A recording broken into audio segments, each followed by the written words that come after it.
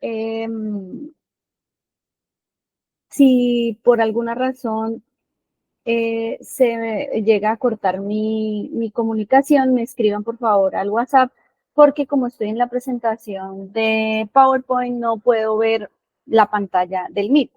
Entonces, a veces me ha sucedido que me quedo hablando sola y me doy cuenta que ya he perdido la conexión y pues esto hace a veces que no me dé cuenta sino hasta mucho rato después. Entonces, pues les pido por favor, si algo así sucede, me avisen. Eh, no voy a encender la cámara porque en realidad mi internet pues no es muy bueno y esto pues interfiere bastante. Ya les comenté en el otro grupo también que la directriz que ha dado la universidad respecto a la semana de parciales es que se corre una semana. Entonces tendríamos el parcial ya no sería el próximo viernes como estaba programado, sino que tendríamos, o sea, el viernes 13 de septiembre tendríamos la clase normal y el parcial sería el viernes 20 de septiembre. Se corrió una semana el primer corte, ¿sí? Entonces, pues es para que ustedes tengan en cuenta esto y organicen la información, pues que van a estudiar. Si requieren alguna tutoría, Daniel Calderón, ustedes saben que él ya no es monitor, él ahora es auxiliar docente. Entonces, pues él tiene toda la disposición para hacer las tutorías y además, pues ya él ha venido trabajando con nosotras ya hace un tiempo atrás, entonces conoce muy bien la dinámica del curso. No sé si alguien tenga alguna pregunta respecto al tema del parcial o de las fechas, si está todo claro. Eh, si no hay ninguna pregunta, vamos a continuar. En el transcurso del tiempo que va pasando la clase, pueden eh, levantar la mano o interrumpir si tienen alguna duda, no hay ningún inconveniente. En realidad, pues el tema de la virtualidad es algo que ya para nosotros volver nuevamente a esto es difícil. Sin embargo, pues estábamos un poco preocupados y tensos porque no sabíamos cuál iba a ser el desenlace para el día de hoy y pues no queríamos perder más clase, por eso tomamos la decisión de abordarlo de esta manera. Sin embargo, pues no, esta clase tiene un componente teórico y un componente práctico. Entonces, pues bueno, hoy vamos a hablar del componente teórico. No vamos a extendernos en una clase de esas que no, todo el mundo se queda dormido a pesar de que yo sé que es difícil porque la virtualidad pues se presta para eso, sobre todo cuando no hay mucha participación. Entonces, vamos a ir hablando más o menos una hora y pausamos para que se tomen un café, 5 minutos, 10 minutos y volvemos nuevamente para evitar pues que sea muy pesado eh, el trabajo a través de la virtualidad. Si no hay preguntas, creo que ya podemos comenzar. Ya son 13 personas en la sala. Sería pues un tiempo prudente. Son las 8:09. Entonces yo creo que ya podemos dar inicio a la clase. Hoy vamos a hablar de instrumental quirúrgico. Voy a irles mostrando eh, todo lo que tiene que ver con el uso de instrumental. Sin embargo, pues como les dije inicialmente, este, esta clase tiene un componente teórico, pero lógicamente que debemos complementarlo con el componente práctico. Y ese pues será el que veamos en la siguiente clase, junto con los protocolos de asepsia y antisepsia, que es una clase que tenemos pendiente. Vamos a comenzar entonces primero y antes que nada hablando un poco sobre los principios quirúrgicos de Halsted. Realmente estos principios quirúrgicos han hecho parte de la forma como correctamente nosotros desarrollamos los procedimientos quirúrgicos en la cirugía. Y pues estos principios nos han ayudado a mejorar los resultados cuando nosotros tenemos conocimientos claros sobre ellos. ¿Sí?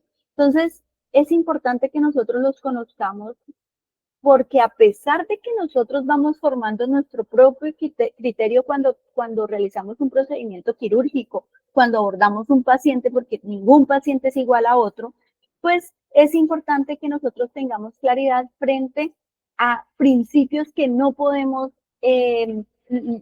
saltarnos al momento de ejecutar un procedimiento. Entonces, les quiero mostrar esto porque en realidad, dentro de los problemas más comunes que veo en los pacientes que son remitidos a la universidad, son fallas que han tenido relacionadas con el no conocimiento de los principios quirúrgicos. Por eso estoy segura que esos pacientes que me llegan con esas complicaciones son pacientes que no vienen tratados por un médico veterinario. Tenemos una gran cantidad de personas que no son médicos veterinarios que están realizando procedimientos que a veces parecen sencillos y pues realmente terminan en unas complicaciones que es importante que nosotros sepamos cuáles son las fallas, ¿sí? Entonces, vamos a ver que los principios quirúrgicos de Halsted están relacionados.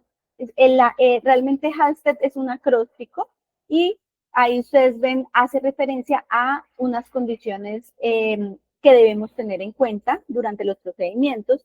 Y, por ejemplo, bueno, en el caso del primero estaríamos hablando de una correcta hemostasis.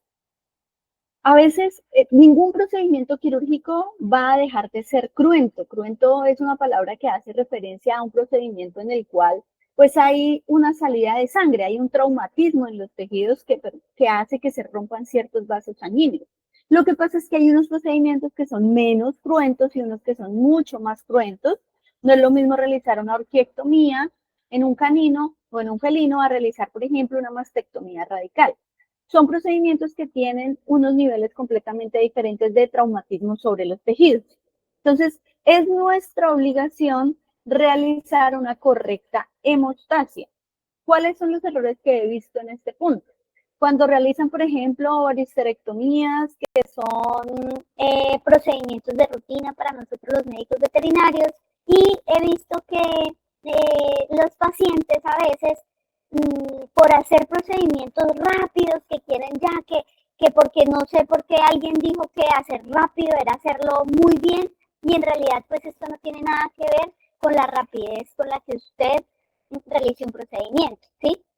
Realmente lo que lo hace profesional a usted, lo que lo hace realmente bueno en algo, es que usted piense de forma integral en el paciente. No es solamente decir que es que yo hago una histerectomía en 30 minutos, porque eso no tiene sentido. Realmente es usted qué tan brusco es con los tejidos, qué tan correcta, cuál correcta es la manipulación que usted hace sobre esos tejidos. Usted tiene en cuenta los planos anatómicos para realizar una sutura, usted utiliza el material adecuado para la sutura, usted realmente respeta la técnica aséptica utilizando campos, guantes estériles, gorro, tapabocas, polainas, bata quirúrgica. Ahí es donde está nuestro profesionalismo, ahí es donde realmente está lo que nosotros respetamos nuestra profesión y lo que nosotros respetamos de ese paciente que está ahí brindándonos la posibilidad de ejecutar un procedimiento sobre él. Entonces, en estos procedimientos de varisterectomía a veces hacen incisiones muy pequeñas que realmente a veces no tienen mucho sentido, porque en realidad una incisión de 3 o 4 centímetros va a cicatrizar en el mismo tiempo que una de 5, 6 o 7 centímetros, y esto sí puede salvarle la vida a mi paciente, porque muchas veces no hay una correcta manipulación de esos tejidos, y sobre todo hablo de la varisterectomía porque es un procedimiento de rutina en el cual he visto de las mayores complicaciones que ha habido en los pacientes es la ruptura del útero cuando hay piómetras que no han sido previamente diagnosticados, no necesariamente porque el médico no lo haya podido diagnosticar, no, sino porque a veces el contenido uterino es imperceptible.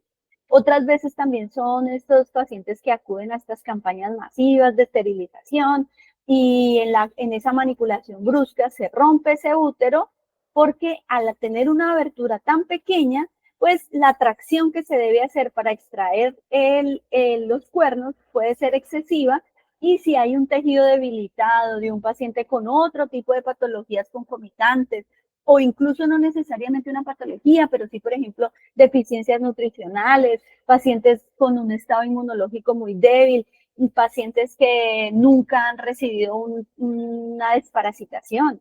Entonces, este tipo de situaciones se pueden presentar en donde al momento en el que se hace una tracción brusca de esos tejidos, puede llegar a romperse el útero y ese contenido uterino de un paciente con piómetra, pues cae en la cavidad abdominal.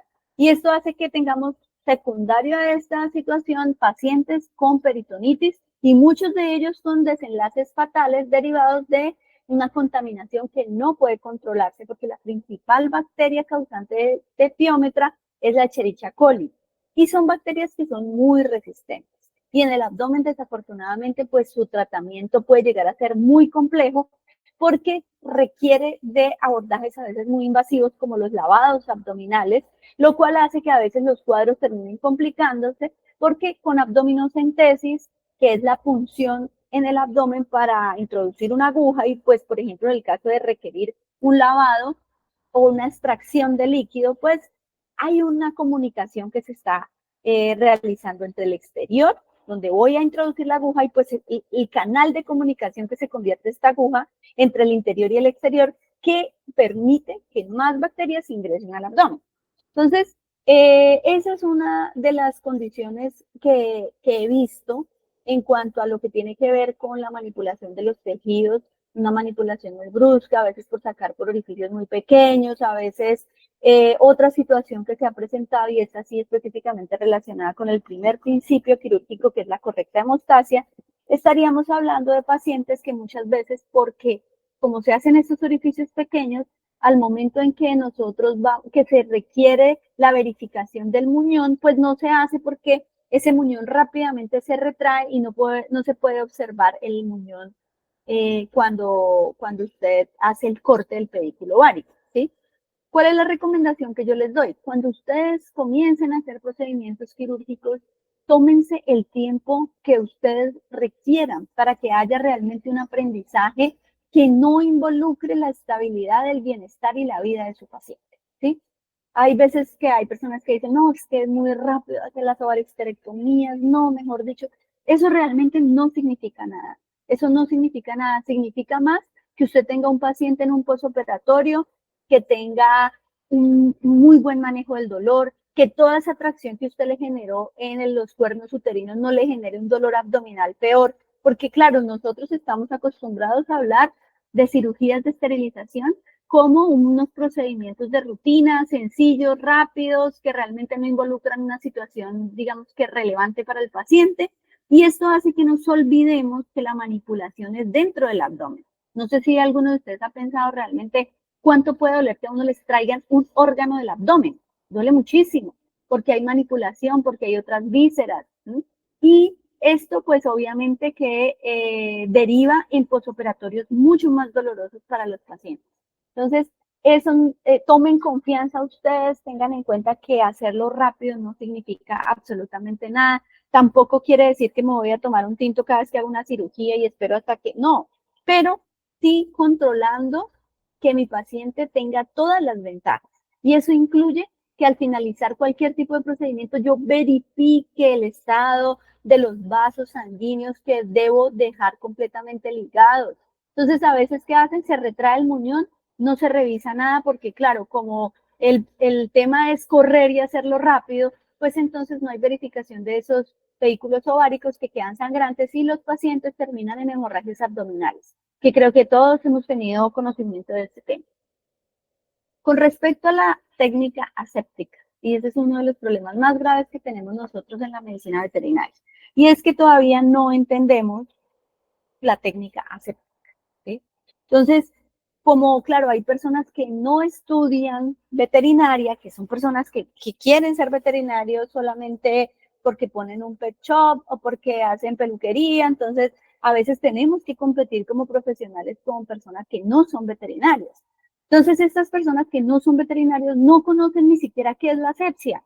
Entonces, ¿qué pasa? Estos pacientes ingresan a procedimientos quirúrgicos contaminados, sucios, donde no se ponen unos campos estériles, donde no se ponen unos guantes estériles, donde a veces el veterinario ni siquiera usa un tapabocas, un gorro, ¿sí?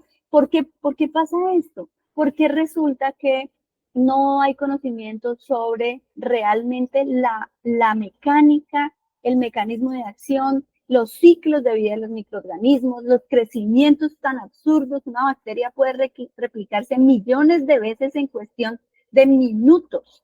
Entonces, como no hay conocimiento de esto, nos parece más fácil simplemente hacerlo así rápido, que porque yo limpié la mesa con alcohol, que porque eso todo está limpiecito, que acabaron de hacer aseo, y resulta que esto es una mala praxis. Entonces, después vienen los pacientes con esas heridas contaminadas, sucias, no cicatrizan, y entonces ahí es donde viene el cuento de que no, es que hizo una reacción a la sutura, es que rechazó la sutura. Yo realmente nunca he visto ningún paciente que rechace una sutura, pero eso puede suceder, es una realidad. Lo que pasa es que en los casos que hemos valorado nos hemos dado cuenta que siempre ese famoso rechazo de la sutura solamente tiene que ver con una cirugía contaminada. ¿Sí? Entonces, no estoy diciendo que no pueda suceder, porque sí puede suceder, un paciente puede rechazar un material y recordemos que también acá debemos abrir un paréntesis grandísimo y recordar que todos los materiales que nosotros utilizamos quirúrgicamente en nuestros pacientes se denominan biomateriales. Los biomateriales tienen unas particularidades y una de ellas es la biocompatibilidad. La biocompatibilidad es la propiedad que tiene un biomaterial, la capacidad que tiene de generar un resultado en un paciente sin que haya una alteración de su funcionamiento normal. O sea, estaríamos hablando de un material que puede generar obviamente un proceso inflamatorio, porque siempre va a haber un proceso inflamatorio en un proceso de cicatrización, pero no va a generar una inflamación crónica, no va a generar una reacción de cuerpo extraño, no va a generar dolor, porque es un biomaterial. Y los biomateriales, para convertirse en biomateriales, no es simplemente con que podamos usarlos en el organismo, es porque han surtido un proceso de esterilización que son capaces de soportar y de tolerar. ¿Qué quiere decir esto? Les voy a contar una anécdota que yo tengo con respecto a eso. Ustedes saben que yo hice un proyecto el semestre anterior con senoinjertos de piel de tilapia, ¿sí?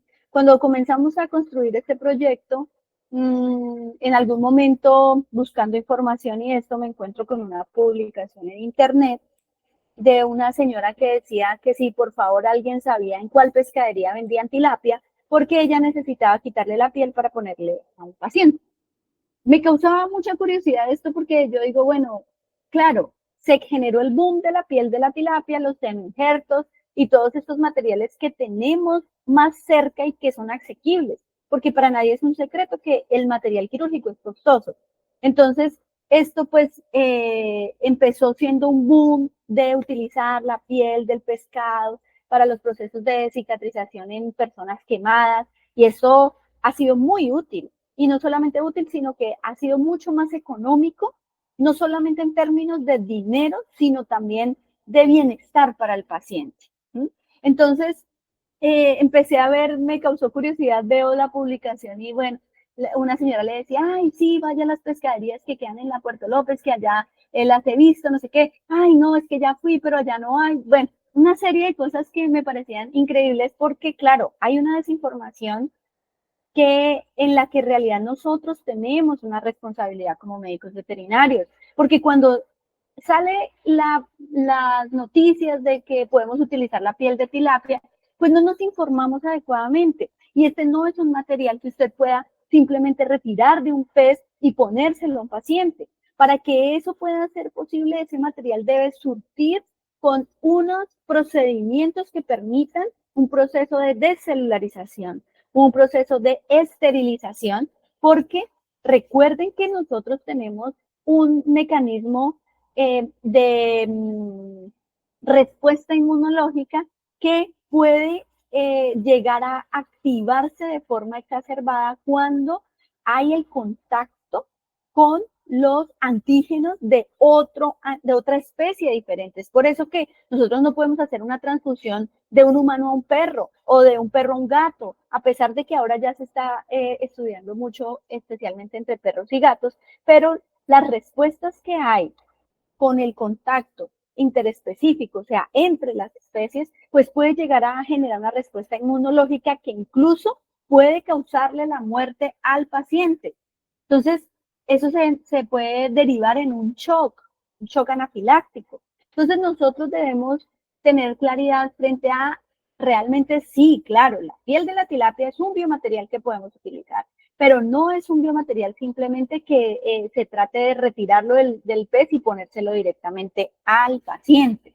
Entonces, el conocimiento de la técnica aséptica va a hacer que yo tome mejores decisiones que son benéficas para el paciente. Miren, en humanos, cuando resultó el tema de la utilización de los injertos de piel de tilapia, hubo muertos, porque la gente empezó a creer que era retirarle la piel y ponérsela, y eso generaba unos problemas sépticos hasta el punto de un shock séptico, porque, claro, o sea, obviamente había unas circunstancias agravantes por la cantidad de microorganismos que tiene la piel de un pescado, que es por lógica, pero esto pues no ha sido bien manejado y ha faltado instrucción.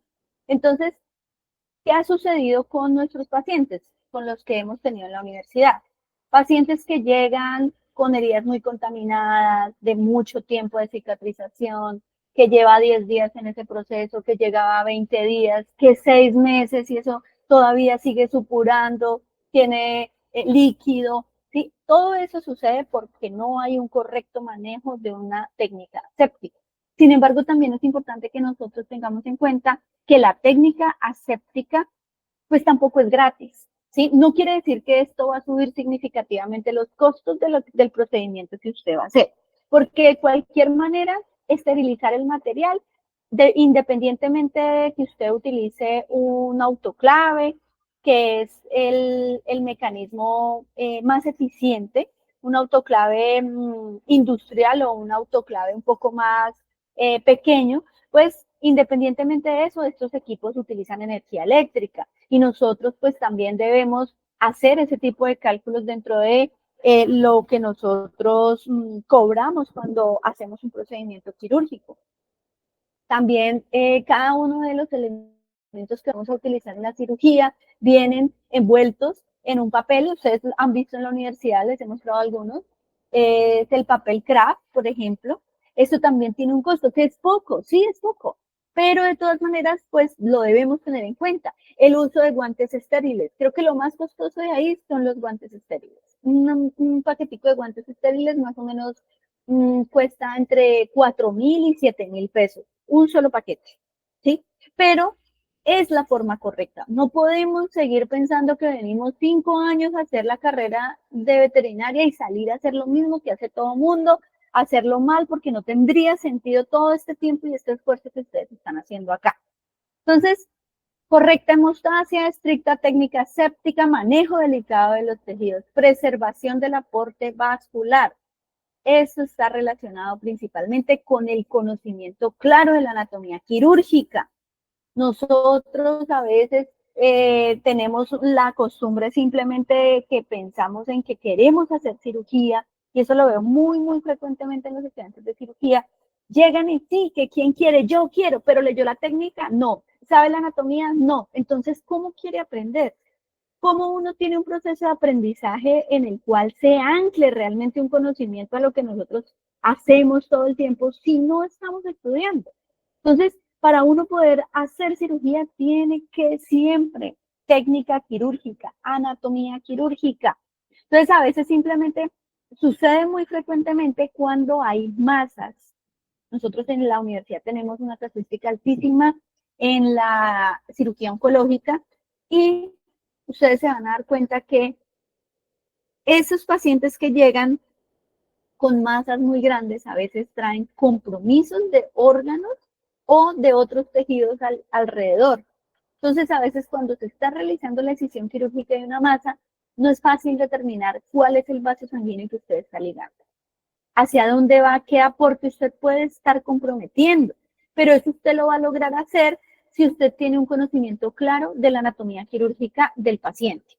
Entonces, es muy importante que tengamos en cuenta que esas circunstancias en las cuales se presentan modificaciones anatómicas del paciente, como por ejemplo eso que les digo, una masa que uno realmente ocupa mucho espacio y uno no sabe, ahorita les voy a mostrar algunos ejemplos. Entonces, siempre leer muy claramente la técnica quirúrgica para que usted, y la anatomía quirúrgica para que usted sepa realmente si un vaso lo puede o no ligar y no va a comprometer más adelante la estabilidad de ese paciente. La posición correcta de los tejidos. Este es otro error terrible que veo frecuentemente. A veces vemos un paciente que tiene un problema de piel, por ejemplo, una herida, que ustedes saben que nuestros animales son propensos a tener heridas cutáneas por peleas, traumatismos. Bueno, en ese sentido, a veces llega un paciente con una herida, con una lesión, y vemos, ahorita les voy a mostrar algunos casos relacionados con esto, y vemos que hacen unas suturas que yo digo, Dios mío, pero ¿suturó qué a qué? O sea, ¿cómo no voy a...? Miren el dibujo que está en la parte de abajo, podemos observar claramente qué significa la posición correcta de los tejidos. Y es que usted realmente busca que haya un proceso de cicatrización eficiente, efectivo para ese paciente. Por lo tanto, asimismo debo aproximar los tejidos. Siempre debo buscar que haya una confrontación de esos tejidos de la forma más similar a la fisiológica del paciente, ¿sí? He visto mucho cuando hacen estas ovarohisterectomías laterales que, como no hay conocimiento de la técnica de la anatomía quirúrgica, pues ustedes ven que a veces hacen un cierre del músculo en un solo plano. O sea, cogen todo y completa de un lado al otro y cierran. Hacen el cierre lentes en esos tejidos. ¿Qué sucede cuando hacemos ovarohisterectomías centrales? Vamos a tener la línea alba, que es donde a través de donde nosotros hacemos nuestro abordaje a la cavidad abdominal. Cuando hacemos la incisión sobre la línea alba, pues solamente tenemos un plano anatómico que es la línea. Por eso es la forma correcta de hacer un abordaje a la cavidad abdominal, ¿sí? Entonces, cuando vamos a hacer el cierre, tenemos el de esa línea alba en no porque es una sola línea alba. Pero cuando se hacen las ovarohisterectomías laterales, tenemos en el punto donde se hace la incisión 3 músculos diferentes. Tenemos el oblicuo abdominal interno, el oblicuo abdominal externo y el transverso. Entonces, ¿qué sucede? Hacer esas suturas de músculo si que los 3 músculos estén incluidos en la sutura, muchas veces se generan complicaciones como adherencias internas, que a veces no son graves, porque puede ser el aumento el que vaya y haga esa adherencia y simplemente no permita que ningún otro órgano se adhiera ahí. Pero esto puede traer otro tipo de consecuencias, como por ejemplo la formación de granulomas, sangrados, a veces también situaciones en las cuales no hay una correcta cicatrización, y esto sucede porque no se está llevando a cabo la correcta aposición de los tejidos. Para la obliteración de espacios muertos, estamos hablando de el cierre de los espacios muertos. ¿Qué son los espacios muertos? Son los espacios que se forman entre el tejido, entre la piel, el tejido subcutáneo y el músculo. Cuando nosotros hacemos una incisión, pues ese tejido se separa. Y siempre debemos tener la precaución de realizar una aproximación, un cierre de esos tejidos. Por eso siempre debemos suturar en planos. Entonces, si hacemos una incisión en la cavidad abdominal, el primer plano será la línea alba junto con el peritoneo, y el segundo plano será el tejido subcutáneo o el cierre de espacios muertos. Cierre de espacios muertos, entonces me permite evitar que quede ese espacio entre la piel y el músculo y que ahí se acumule líquido inflamatorio. Todos sabemos por fisiología que las fases del proceso de cicatrización son fases en las cuales el primer paso es la formación o la migración de células inflamatorias a través de la sangre. Por lo tanto, el primer paso va a ser hemorrágico e inflamatorio, y es normal. Entonces, cuando nosotros empezamos a tener un proceso de cicatrización en el cual hay muchos espacios muertos, pues ese líquido inflamatorio se va a quedar acumulado allí, y esto pues va a formar un espacio en el cual no hay una correcta cicatrización, porque ese espacio no existe anatómicamente en el paciente, y esto va a predisponer la formación de infecciones, la contaminación, porque es un líquido que se vuelve un caldo de cultivo para las bacterias, y pues indudablemente que al tener esa cercanía con la herida de la piel, pues va a permitir que haya fácilmente que haya al centro clínico veterinario, se llama Matías, y es un paciente que viene para la valoración y la realización de una eutanasia, ¿sí? Entonces, pues, quiero que ustedes lo vean ahí para que ustedes vean el estado de conciencia del paciente, la condición, digamos, general de su pues realmente cuando ella llegó, ella es una estudiante de veterinaria y actualmente ella creo que todavía es estudiante, no recuerdo su nombre, pero ella todavía es estudiante, ahora la van a ver. Ella llegó al centro clínico a Matías lo había mordido otro perro que había llevado a un sitio donde no estaba segura de que fuera un veterinario, simplemente lo llevó a un sitio que le quedó cerca, donde vendían concentrado y esto, y pues parecía para ella una clínica. Y entonces ella comenta que el paciente tuvo ciertas complicaciones y esto hizo que realmente después de todo el dinero que la familia ya había gastado, pues ya le dijeron que ya no iban a gastar más dinero porque tampoco lo tenían y que pues lo mejor era ponerle la eutanasia porque el paciente estaba en una condición pues que para ellos consideraban de sufrimiento. Entonces ella me muestra estas fotos y me dice que el paciente sufrió esta lesión que estamos viendo en la imagen, acá en el cuello, porque lo mordió un perro. Estas son unas imágenes de ella cuando ella lo estaba trasladando allá a la clínica, bueno, al lugar donde lo iba a llevar.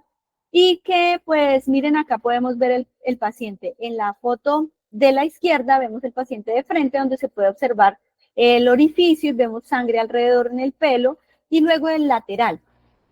¿Sí? Entonces, acá al frente, les quise mostrar estas dos fotos para que ustedes tengan una perspectiva de qué sucedió con Matías. Entonces ella nos comenta que cuando llegó allá le hice, estas fotos también son entregadas por ella, estas fotos no son en el centro clínico de la universidad. Entonces ahí hacen como una sedación del paciente y se puede observar que presenta 3 orificios de entrada, uno que tiene una laceración, que es y este de acá, y aquí atrás tiene otro. Entonces, esta era inicialmente el estado del paciente, ¿sí? Entonces ella lo lleva y le realizan un procedimiento en el cual pues deciden hacer esto que ustedes están viendo ahí. Así llega el paciente ese día, si ya entra al centro clínico veterinario de la universidad. Miren la parte del dorso del paciente, como pues tiene una lesión cubierta con un producto plateado, realmente no sé qué es. Miren acá lateral cómo se ve. De esta lesión que tenía, le realizaron este procedimiento. Y ella llega así, el paciente llega así, y ella está muy afectada porque ella comenta pues que ya quieren aplicarle la eutanasia y que pues ella por lo menos quiere saber si hay algo más que se pueda hacer, ¿sí? Entonces, primero, una herida por mordedura de otro perro, de otro congénere, no se puede suturar, porque es una herida que tiene una contaminación muy grande. Claro, ese es un error común que nosotros decimos, no, pues limpiamos con alcohol, lavamos con agüita y le quitamos los pelitos y ya. Y resulta que eso no funciona de esa manera. La cantidad de bacterias que ya hay dentro de esa herida generan una contaminación que puede causarle shock septicémico al paciente. Entonces, no se pueden suturar.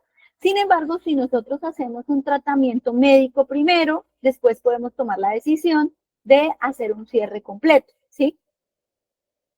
Entonces, tenemos esta situación, entra el paciente al centro clínico veterinario, nos encontramos con esto. Lo primero que hago es evaluar esto que veo acá.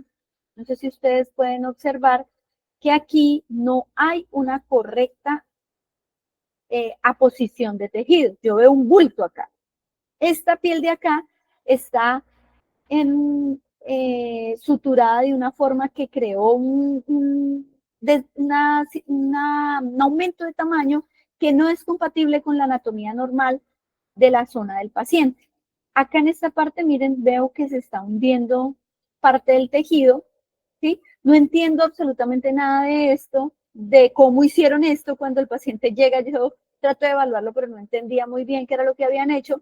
Sin embargo, ¿qué puedo yo ver acá de varias cosas? Bueno, una, miren que no hay una correcta posición de los tejidos. No hubo tampoco un manejo suave de los tejidos porque realmente se observa muy traumatizada la zona. Miren todo esto por acá, cómo está saliendo como líquido. Ahorita les voy a mostrar otra foto. Además, miren cómo ponen una cosa plateada encima que realmente no tiene sentido. Debemos, cuando nosotros vamos a realizar un procedimiento en un paciente, especialmente un procedimiento relacionado con cicatrización, pues lo primero que debemos saber es las fases de la cicatrización, ¿sí? Esto en teoría es un producto que sirve para tiene antiséptico supuestamente, ¿no? Porque no tuve el frasco ni pude yo evaluarlo, solamente fue lo que ella me comentó. Es cicatrizante y antiséptico, ¿sí? Pero ¿para qué yo quiero? ¿Cuál es el objetivo cuando yo hablo de aplicar una crema cicatrizante? Estimular la formación de fibroblastos y por ende estimular la formación de tejido de granulación. Entonces yo digo, ¿para qué yo voy a poner el primer día del procedimiento esto si realmente en el conocimiento que yo tengo como médico sé que la primera fase de la cicatrización no es la formación de fibroblastos, no es la formación de tejido de granulación? Estamos hablando de simplemente un proceso hemorrágico e inflamatorio en las primeras fases de la cicatrización que puede durar de 24 a 48 horas. ¿Qué pasa cuando yo pongo este tipo de sustancias sobre un paciente? Pues predispongo a que se forme todo este caldo de cultivo, toda esta contaminación, toda esta secreción, porque lo único que hago es a ese líquido inflamatorio normal de la primera fase de cicatrización, pues le pongo un montón de crema para que se le adhieran las bacterias. Eso es lo que está sucediendo ahí. Miren acá entonces ya un poco más, eh, con un poco más de iluminación. Hay algunas fotos pues en las que se puede ver bien, en otras no mucho, pero sigo viendo acá que ya ese bulto que tiene en la parte, en un lado de la herida, pues va hasta el otro lado del cuello, o sea, da como la vuelta. Veo que no hay un correcto protocolo de limpieza de la herida, no hay una valoración médica tampoco, porque cómo esto llega a estos extremos de tener todo este pelo untado de sangre, toda esta secreción, ¿por qué no hay, por ejemplo, un manejo de un apósito, manejo estéril de los tejidos, manejo suave, ¿sí? Imagínense el dolor también de este paciente. Si a veces nos cortamos el dedo y cómo duele, imagínense esta incisión que va de lado a lado. Entonces ya lo llevamos para consultorio y vamos empezando a descubrir que además, mire que por acá le pusieron una manguera. Pienso yo que la intención era como hacer un dren, pero realmente eso pues no tiene ningún sentido, está extremadamente contaminado, tiene secreción y miren todo esto como está de sucio, miren todo ese pelo, ¿sí? ¿Qué es lo primero? Lo primero que debo hacer con un paciente que tiene una herida es hacer una muy buena tricotomía. Todo el pelo alrededor de las heridas lo debemos retirar. Eso hace parte del manejo adecuado de una herida. También existe un protocolo de una técnica aséptica en las heridas y uno es ese. Entonces, ¿qué pasa? Ah, bueno, sí, se hizo una tricotomía aquí en el bordecito. Eso no sirve porque miren la extensión de la herida que dejaron. Eso es demasiado grande. Por lo tanto, la tricotomía se debe ampliar y se debe establecer un estricto protocolo de limpieza de herida. Limpiar una herida no es solamente hacer lo que nosotros pensamos que es simplemente, ay, no, es que cojo todos los días, le paso una gasa, clorexidina, alcohol, yopovidona y todo, le aplico un montón de cosas y ya. No, cada herida tiene un protocolo diferente. Depende de mi evaluación como médico, cómo voy a establecer ese protocolo. En el caso de una herida tan extremadamente contaminada como esta, con unas secreciones de este tipo que estoy viendo ya inflamatorias, que bueno, pueden ser dentro del margen translúcido y un poco amarillo, a pasar a una secreción purulenta literalmente, donde escurre prácticamente el pus, pues tengo que aumentar los tiempos de las antisepsias en este paciente. Entonces, empezamos a darnos cuenta que el paciente tenía una gran cantidad de suturas puestas alrededor del cuello. Miren acá ya, nosotros empezamos con nuestra limpieza de la herida, todavía miren en la foto del lado izquierdo, hasta dónde estamos llevando la tricotomía para poder hacer una adecuada limpieza. Todavía acá no hemos terminado, miren acá se observa un poquito la lámina, estamos subiendo más para poder realizar, lo primero es una limpieza adecuada de la herida. En el lado derecho, entonces ya estamos teniendo el paciente en la mesa, ya vamos a empezar a verificar realmente si nuestra tricotomía es adecuada. Miren que por acá sale el famoso, bueno, creo que esto es un red. ¿Ustedes alcanzan a ver el puntero que yo estoy poniendo? Sí, señora. Ah, bueno, gracias. Entonces, miren cómo da la vuelta la sutura hasta el lado contrario del paciente. ¿Sí? Ahí todo esto que está acá, secreción, y también pues no se puede apreciar correctamente en la imagen, pero hay un gran traumatismo de los tejidos. ¿Sí? Realizamos un procedimiento quirúrgico en el cual corregimos la posición de los tejidos. Acá arriba miren que ya podemos ver que hay una correcta posición y realizamos una sutura. Este paciente pasó de llamarse Matías Ávila y después los estudiantes le empezaron a decir Frankenstein, que porque supuestamente parecía que hubiéramos vuelto a poner la cabeza. Miren acá, entonces ya podemos ver cómo se empieza a modificar la condición de la cicatrización. Lógicamente sigue siendo una herida con mucha secreción. En el lado derecho ustedes están viendo uno de las limpiezas que se estaba realizando, por eso hay líquido alrededor. Ya esto fue después de que el paciente sale del quirófano. No tengo realmente las fotos del procedimiento porque, bueno, hay veces uno olvida quién las toma y después no las comparten y eso siempre ha sido el lío. Entonces tengo algunas que fueron compartidas, que yo tomé y otras que fueron compartidas en un grupo. Y entonces podemos observar que el paciente pues ya así sale del quirófano, como ustedes lo ven en la parte izquierda de la imagen, y ya en el lado derecho tiene unos días de evolución. ¿Sí?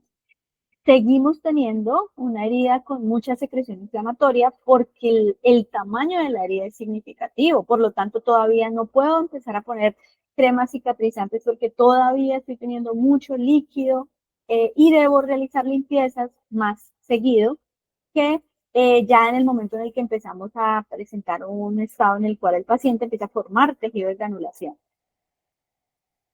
Ahí está la dueña, ahí está el centro clínico, tal vez, bueno, creo que ella todavía es estudiante de veterinaria, ella era la única que dejaba, que Matías dejaba acercar, realmente tiene un comportamiento muy nervioso.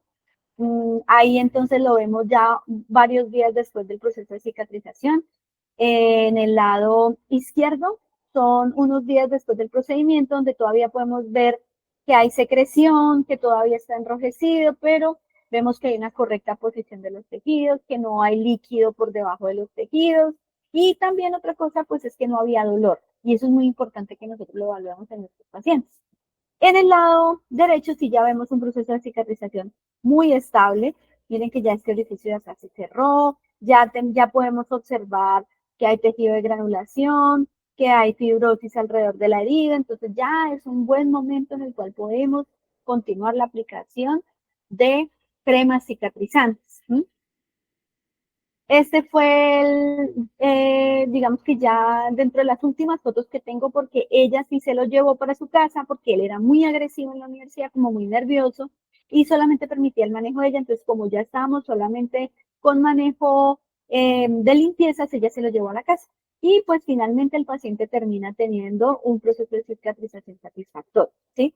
Pero en este caso quise mostrárselos hoy porque es donde podemos ver varias cosas que suceden alrededor de las fallas que tenemos en los principios quirúrgicos. ¿Sí? No hubo una correcta aposición de tejidos, no hubo obliteración de espacios muertos, no hubo una técnica séptica correcta, no hay un manejo delicado de tejidos. Entonces, todo esto debemos evaluarlo cuando nosotros trabajamos en un paciente para poder tener una correcta, un buen resultado. ¿Sí? Bueno, entonces ahora les voy a mostrar otro caso.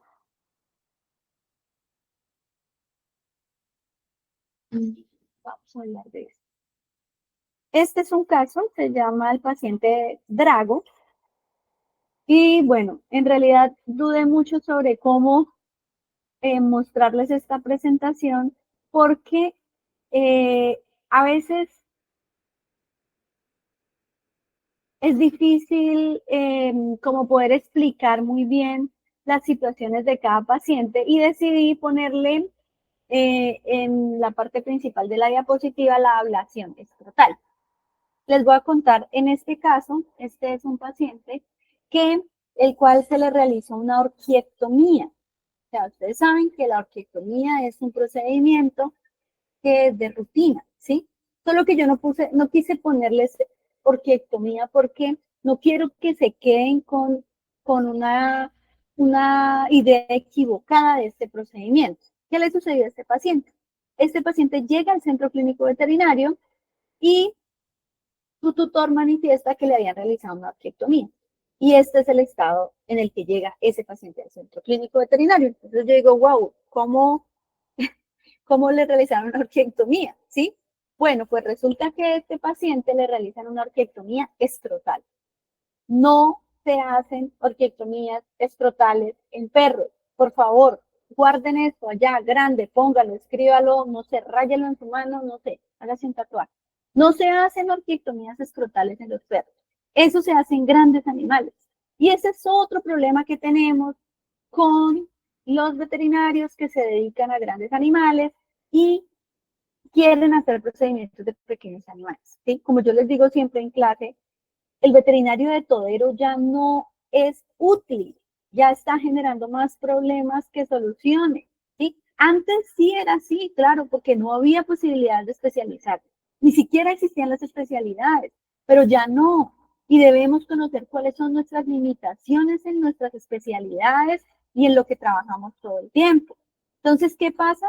Este procedimiento fue realizado por un veterinario de grandes animales que le pareció fácil hacerle el procedimiento que le hace a los grandes animales, hacérselo a este paciente. Este estado en el que llega este paciente no se alcanza a percibir realmente, como les digo, hay cosas que no puedo mostrar, pero el paciente venía con una estación del tren posterior en base ancha, o sea, sus paticas de atrás abiertas completamente, del dolor tan terrible. Imagínense, el escroto en los perros tiene más o menos las mismas terminaciones nerviosas que en humanos. O sea que algunos de ustedes ya podrán darse una idea del dolor que estaba sintiendo este animal, no solamente acá en esto que no sé ni cómo llamarlo, sino al momento en que le hacen una cosa de estas, ¿sí? Esto se llama maltrato animal, esto puede dar cárcel. Entonces, nunca se hace un procedimiento de orquiectomía en el escroto. Entonces el paciente lo empezamos a valorar y entonces empezamos a ver coágulos dentro del escroto.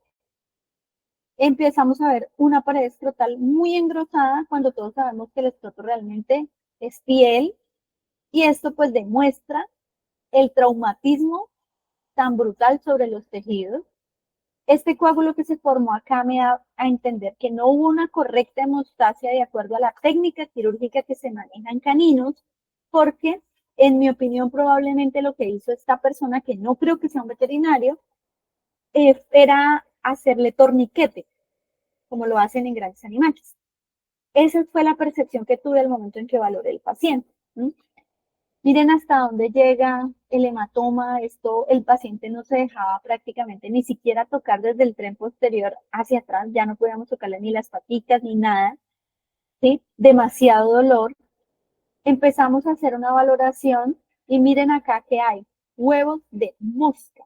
O sea, una contaminación brutal de los tejidos, un dolor terrible, ya acá el paciente estaba anestesiado y lógicamente pues que el dolor de ese animal el animal ya no comía, ya no tomaba agua, ya estaba demasiado deprimido.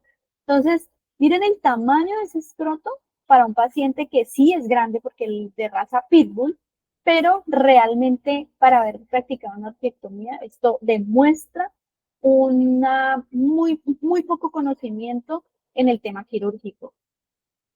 Entonces, estos son huevos de mosca. Y de pronto ahí no se alcanza a percibir. Estos sí son pelos, todo esto que ustedes ven acá, pero esto que ven acá, todo pegadito así blanco, son huevos de mosca. Por dentro había miasis y pues obviamente todo eso estaba generándole unas complicaciones al paciente. Entonces, miren, algo que yo digo, o sea, una persona toma la decisión de hacerle una orquiectomía a un perro, ¿sí? De pagarle a una persona para que haga esto, y al final el dueño de este perro tuvo que pagar más de 1 millón de pesos por lo que le hicimos en el centro clínico. Entonces, pasar de quererse ahorrar por ahí 50.000 pesos, 80.000 pesos en un procedimiento quirúrgico hecho por un veterinario, ¿sí? Porque estoy segura que no dejó de pagarle al que hizo esto, ¿sí? Y por eso digo que 50.000 a 80.000, porque sería lo que le haría falta por ahí para pagar un procedimiento quirúrgico de una orquiectomía. Y tener que después todas esas complicaciones en un animal que además llevada al extremo de maltratar a un animal de esta manera por no llevar al paciente a un veterinario, ¿sí? Entonces, miren que en este caso empezamos a hacer una valoración y nos damos cuenta que realmente hay tanto traumatismo. Miren, el escroto ya está empezando a tener un cambio en su coloración, lo cual posiblemente iba a terminar en una necrosis del escroto. Y es ahí entonces donde decido realizar una ablación escrotal. La ablación escrotal es un procedimiento que no es de rutina, lógicamente, que se realiza muy pocas veces. Las indicaciones básicamente son cuando hay traumatismos o cuando hay neoplasias, también es otra de las indicaciones de las ablaciones escrotales, pero en este caso, cuando yo valoro esta piel y veo, yo ya veo que esta piel va a terminar en una necrosis. Y es una de las indicaciones de la ablación escrotal, cuando hay necrosis. Entonces, empiezo a valorar al paciente, el tejido está muy inflamado y tenemos que, la ablación escrotal es un procedimiento en el cual se retira el escroto, ¿sí? Como está tan inflamado, exageradamente inflamado, pues tenemos que realizar un procedimiento como el que ustedes ven en la derecha, en el cual tratar de aproximar esos tejidos sin generar tensión excesiva, pues es uno de los propósitos, porque es un principio quirúrgico, evitar la tensión excesiva en los tejidos, ¿sí? Bueno, acá se me intercambiaron las fotos, realmente esta era la de acá y esta. Esta fue cuando ya retiramos el escroto. Y empezamos a ver una gran cantidad de coágulos, lo cual, como les comenté, me hace pensar que hubo solamente un torniquete y pues hacemos un lavado de la zona, retiramos toda la contaminación, pero estos coágulos pues los movilizamos muy poco porque realmente podemos llegar a retirar un coágulo de un muñón y pues esto podría activar una hemorragia. Y ya al momento en el que se activa una hemorragia derivada de una orquiectomía, lo más probable es que usted no pueda sujetar o controlar esa hemorragia a través del orificio de incisión escrotal, sino que deba irse al abdomen, porque ese paquete vascular se retrae. Y esto pues lógicamente hace que esto pues derive en una complicación mayor. Retiramos el escroto, eso es lo que se llama la ablación escrotal, suturamos y empezamos a tener un proceso de recuperación del paciente. En realidad fue muy triste, este paciente no se dejaba hacer limpiezas, no se dejaba manipular, no se dejaba administrar los medicamentos y por eso hubo, digamos que ciertas dificultades para el postoperatorio.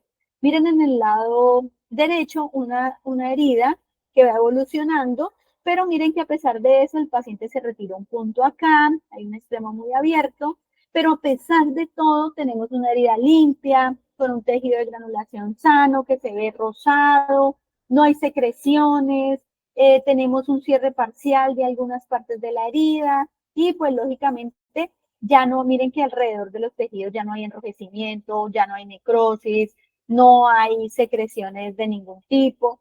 Entonces ya vemos realmente en nuestra valoración que hay una evolución. Entonces, nunca cuando nosotros abordamos un paciente podemos simplemente mandarlo a la casa y ya. Es nuestra responsabilidad como médicos continuar la valoración de ese posoperatorio hasta que retiremos los puntos. ¿Sí? Este paciente tuvo que permanecer entre 10 y 12 días hospitalizado, pagando hospitalización, un procedimiento quirúrgico que no es de rutina, la ablación escrotal, y pues el manejo era bastante complejo. Ese tutor pagó más de 1 millón de pesos del tiempo y de los procedimientos que se le realizaron a ese paciente. Acá ya empezamos a ver un poco de evolución de la herida, sin embargo, como les digo, era muy difícil manejar ese paciente. Y miren, acá seguimos viendo unos puntitos que él se retiró porque no se dejaba de molestar. a pesar de que tenía collar isabelino, que es una de las prioridades siempre cuando termina un procedimiento, pero igual pues no queríamos como expresarlo tanto y pues bueno, el manejo en esa zona también es difícil porque es una zona de intersección entre los dos muslos y el movimiento pues hace que sea a veces un poco complicado el proceso de cicatrización. Al lado derecho vemos ya un proceso que ha evolucionado satisfactoriamente y pues acá ya prácticamente cerrado, miren que ya no tiene puntos, acá sí ya estamos aplicando una crema cicatrizante porque ya tenemos visiblemente un proceso de cicatrización con tejido de granulación y pues en estos casos sí va a favorecer la formación del tejido de granulación. Entonces, de este caso, ¿qué podemos ver? No hay una correcta manejo de la hemostasia para la técnica quirúrgica porque en ningún lado ustedes van a encontrar que la orquiectomía de los caninos o de los felinos hay una técnica que más adelante vamos a ver, pero hablando específicamente de caninos, no existe la posibilidad de que usted haga torniquetes. Eso no está descrito en ningún lado, ¿sí? Si por alguna razón ustedes practican un procedimiento de una orquiectomía y ese paciente tiene complicaciones hemorrágicas, fallece y usted es demandado, usted le pueden quitar su tarjeta profesional, porque usted tiene una condición que le obliga como profesional a basarse en lo que está científicamente comprobado que usted puede aplicar en el paciente. Por lo tanto, a usted lo primero que le van a decir es, bueno, muéstreme dónde está la técnica quirúrgica que usted utilizó en ese paciente para decir que usted usó un torniquete y que no utilizó suturas. Y usted va a decir, ah, no, es que si se hacen grandes, no, señor, está mal. Y a usted le pueden quitar su tarjeta profesional y lo pueden sancionar para limitar su ejercicio profesional. Entonces, la idea es que ustedes tengan claro que se deben seguir las técnicas quirúrgicas de acuerdo a la especie. Miren que la manipulación de los tejidos fue completamente, no es que ni siquiera fue brusca, fue brutalmente brusca, exageradamente brusca. No hubo una técnica aséptica, todo ese tejido venía contaminado, todo eso venía hasta con huevos de mosca.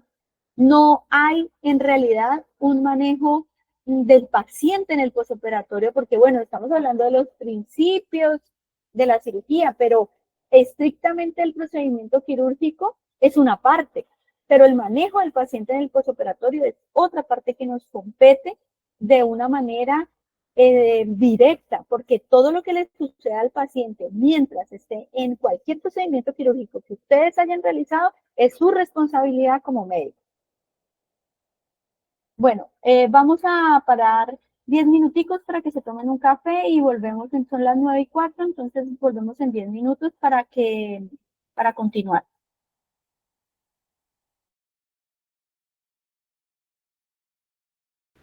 Señor, Es que tenía una pregunta, profe. sí, dime. Digamos la que usted nos mostró ahorita, el caso anterior de la ablasia escrotal, ¿es en ciertos casos cuando hay necrosis o en algún otro caso que se puede realizar eso? Sí, la ablación escrotal es un procedimiento que se realiza, tiene unas indicaciones como trauma en el escroto, como neoplasias o en el caso específicamente de las complicaciones que derivan de la orquiectomía, se indica la ablación escrotal cuando hay necrosis. Esa es la otra indicación también. Básicamente son esas. Nunca de rutina se realizan, como les dije en un comienzo, no se hace orquiectomías escrotales en perros y lo más importante siempre pues es evaluar el estado del escroto. Si es una lesión que vemos que no necesariamente va a derivar en una necrosis, pues se podría llegar a tratar. Sin embargo, ahí es donde nosotros debemos formar ese criterio para evaluar cada paciente para poder determinar realmente si necesita una ablación escrotal. Porque yo tomé la decisión en este paciente de hacerla. Primero porque ya llevaba varios días después supuestamente de haber hecho ese procedimiento, casi prácticamente una semana. Había muchísima contaminación. Y yo empiezo a ver como la imagen que les mostré cuando el paciente llega al centro clínico, que ya el proceso inflamatorio ha evolucionado prácticamente a todo el escroto. O sea, no tengo un proceso inflamatorio localizado solo en donde se hizo la incisión, sino que el paciente tenía un escroto más grande que cuando tenía los testículos ahí. ¿Sí? El cambio en la coloración de la piel me indica que hay un proceso que está evolucionando a una necrosis. Por eso tomó la decisión de hacer la ablación excretal. Ok, profe, gracias. ¿Listo? Profe, qué pena. Sí. Profe, lo que pasa es que cuando estabas explicando lo de la incisión abdominal, hablaste de 2 planos, pero es que me quedó faltando los términos del segundo plano. ¿Me los podrías repetir? Bueno, cuando hacemos una incisión abdominal, tendríamos básicamente el abordaje a través de la línea media, ¿cierto? Y ahí tendríamos un plano que sería la línea alba. Sin embargo, pues nosotros tendríamos que suturar la línea alba junto con el peritoneo. Luego tendríamos el cierre de espacios muertos, si hay una separación importante entre la piel y el músculo, y tendríamos en la subdérmica, el plano de la subdermis, que sería el que haríamos bajo el patrón de estructura de subdérmico de aproximación, y por último la piel. Yo les decía que cuando hacen las cirugías de las ovaristerectomías laterales, ahí tienen 3 planos, porque ahí tienen oblicuo abdominal interno, oblicuo abdominal externo y el transverso. Por lo tanto, asimismo, para lograr ese principio quirúrgico de aposición correcta de los tejidos, pues debo estar segura que los 3 músculos están en la sutura y se está realizando la aposición correcta de esos tejidos. ¿Sí era eso? Sí, profe, muchas gracias. Bueno, listo. ¿Alguien tiene alguna otra pregunta? Bueno, entonces ahora les voy a mostrar otro caso, pero en este caso quiero que alguno de ustedes sea quien nos vaya hablando sobre lo que ven, ¿sí? No tengan miedo realmente de hablar, esto es completamente un proceso apenas que estamos comenzando. Los estudiantes de clínica aún continúan en ese proceso. Nosotros continuamos en ese proceso de evaluación, de valoración, de interpretación, de toma de decisiones, de criterios. Entonces, por eso quiero que alguno de ustedes haga este abordaje a este paciente. Simplemente es como que ustedes digan qué ven, cómo les parece la condición del paciente. Este paciente se llama Iron. ¿Alguien voluntariamente quiere hacerlo?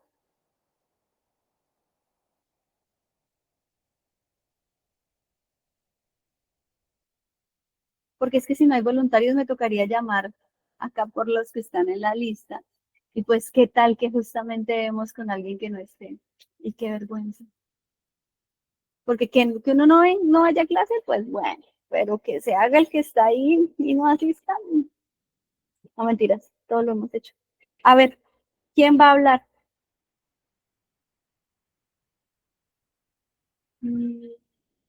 ¿Nicolás está? Nicolás Santiago. Sí, profe, pero pues no sé qué. ¿Estuviste ahorita cuando hablé en los casos anteriores? Sí, estuve viendo más que todo el de la compañera del 2022 que pues le hicieron mal, como así decirlo, la cirugía en el cuello. Ah, ya, ok, listo. Pero mira, solamente quiero una cosa acá, ya que estás ahí, te voy a mostrar y tú me dices que solamente, ¿qué estás viendo? Mira, este se llama Iron.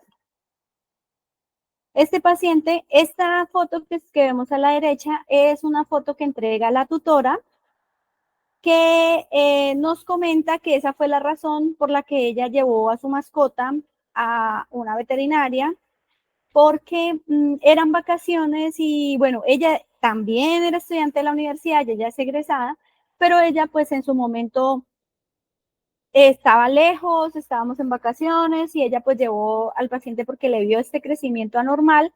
Acá pues para que nos ubiquemos un poquito, esta es la cola, acá estaría el glúteo y acá pues estaría esto que ella observó en Iron. Entonces, ella nos comenta que este fue la razón por la que ella lo lleva a otra veterinaria.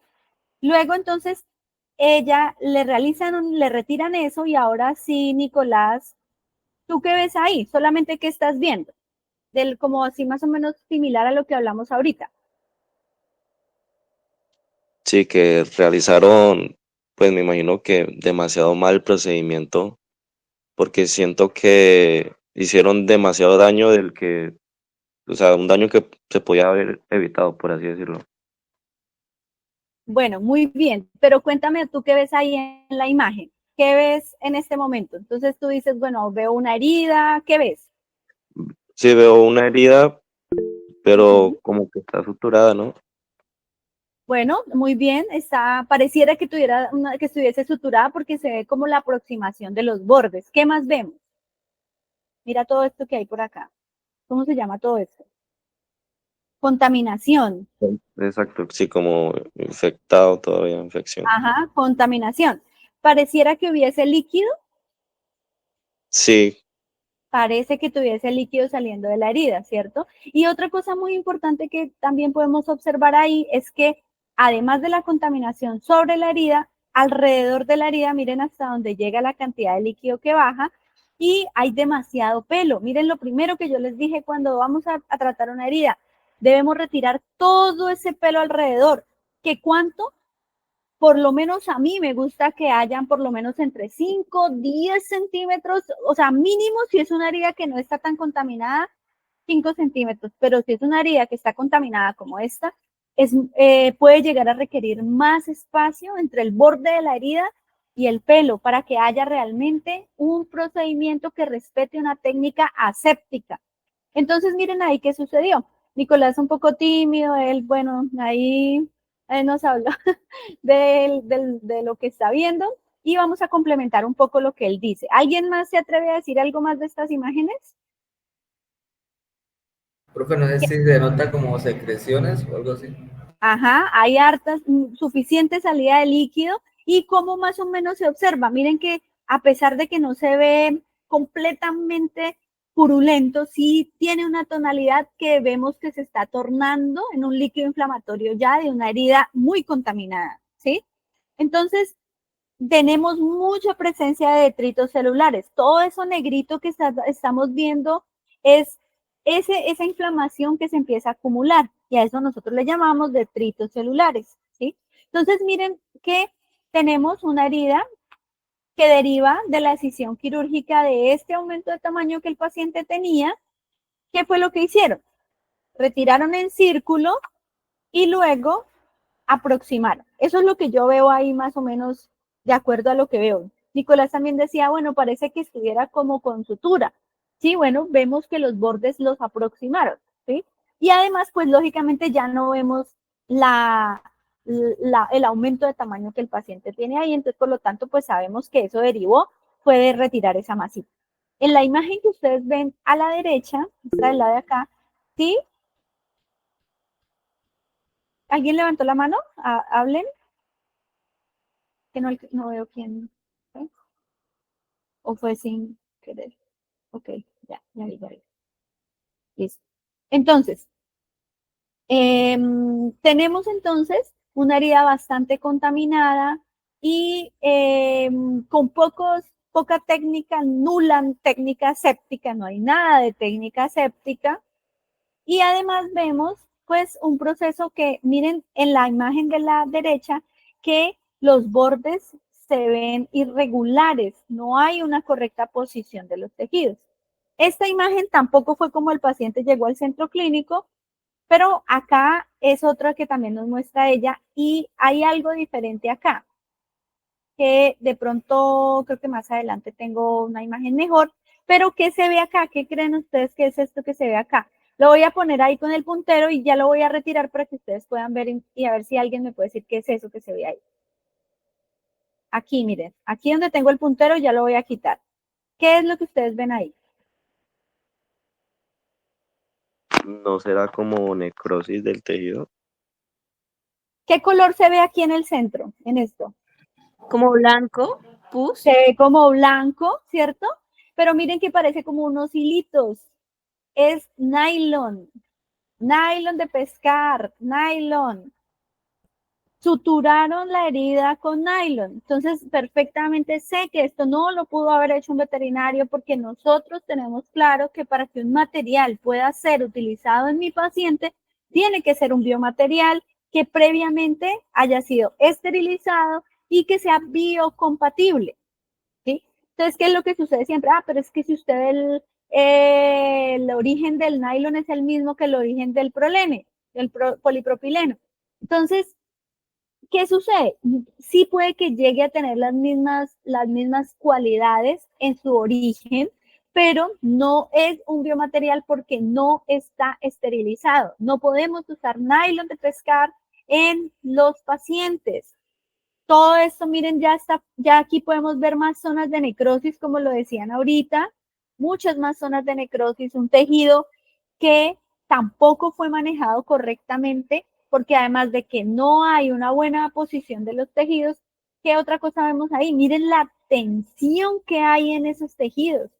Hay mucha tensión. Entonces, cuando voy a tomar la decisión de realizar una sutura en mi paciente, no puedo simplemente coger y aproximar los extremos porque eso no funciona de esa manera. Debo tener en cuenta, y más adelante lo vamos a hablar, hoy estamos hablando es más que todo los principios quirúrgicos, pero más adelante vamos a hablar cuando hablemos de las técnicas de cirugía de piel, que los pacientes requieren de que nosotros evaluemos sus líneas de tensión. Los perros tienen unas líneas de tensión, los gatos tienen unas líneas de tensión, los caballos tienen unas líneas de tensión, ¿sí?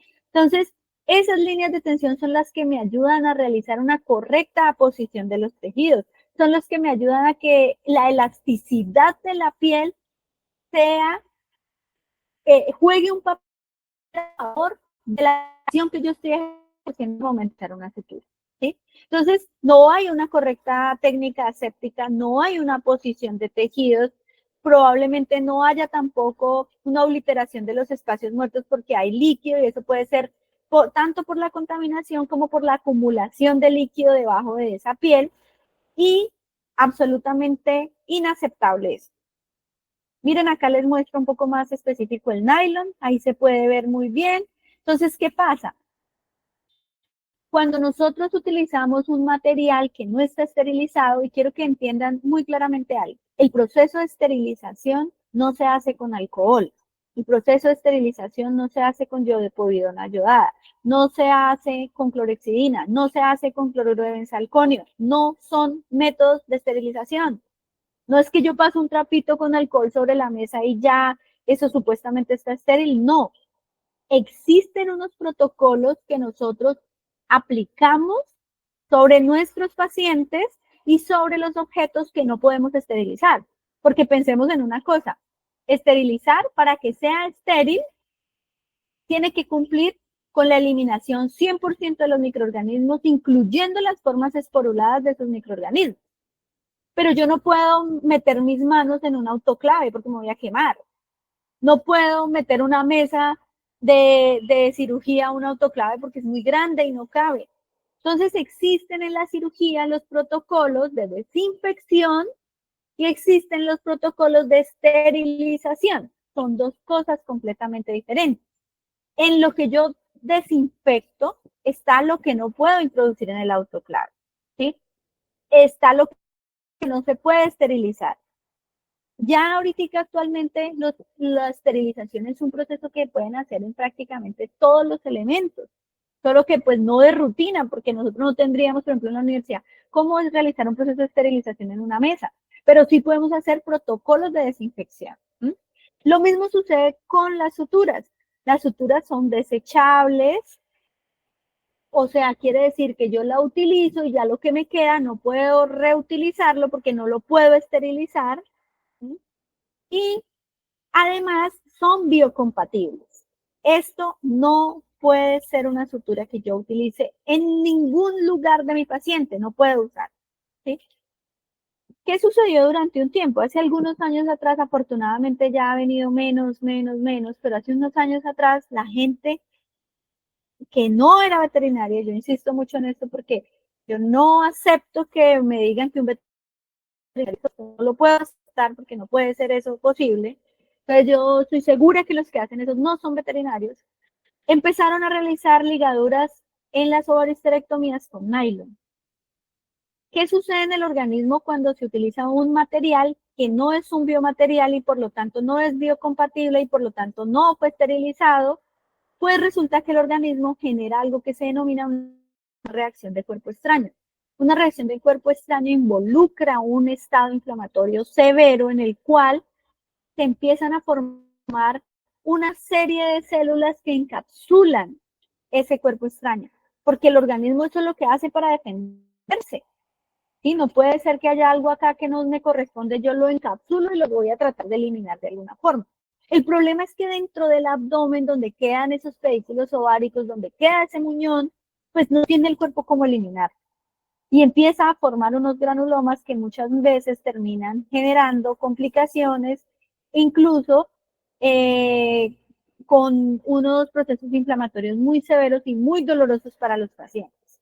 Entonces, miren toda la serie de cosas que derivan simplemente de realizar un procedimiento que no fue planificado, un procedimiento que no fue evaluado, un procedimiento que no tuvo una valoración médica previa, una planeación quirúrgica. Y para que ustedes se den cuenta, no se trata solamente de quitar una masa, de quitar una bolita, sino que debo tener precaución, porque les dije en el este procedimiento, este paciente que costó 300 o 400,000 pesos, terminó costando 3 veces lo que había costado, porque ya no solamente se trata de limpiar una herida, sino además de tratar un estado crítico del paciente en el cual puede derivar en una septicemia por una herida contaminada. Así llega el paciente a la clínica.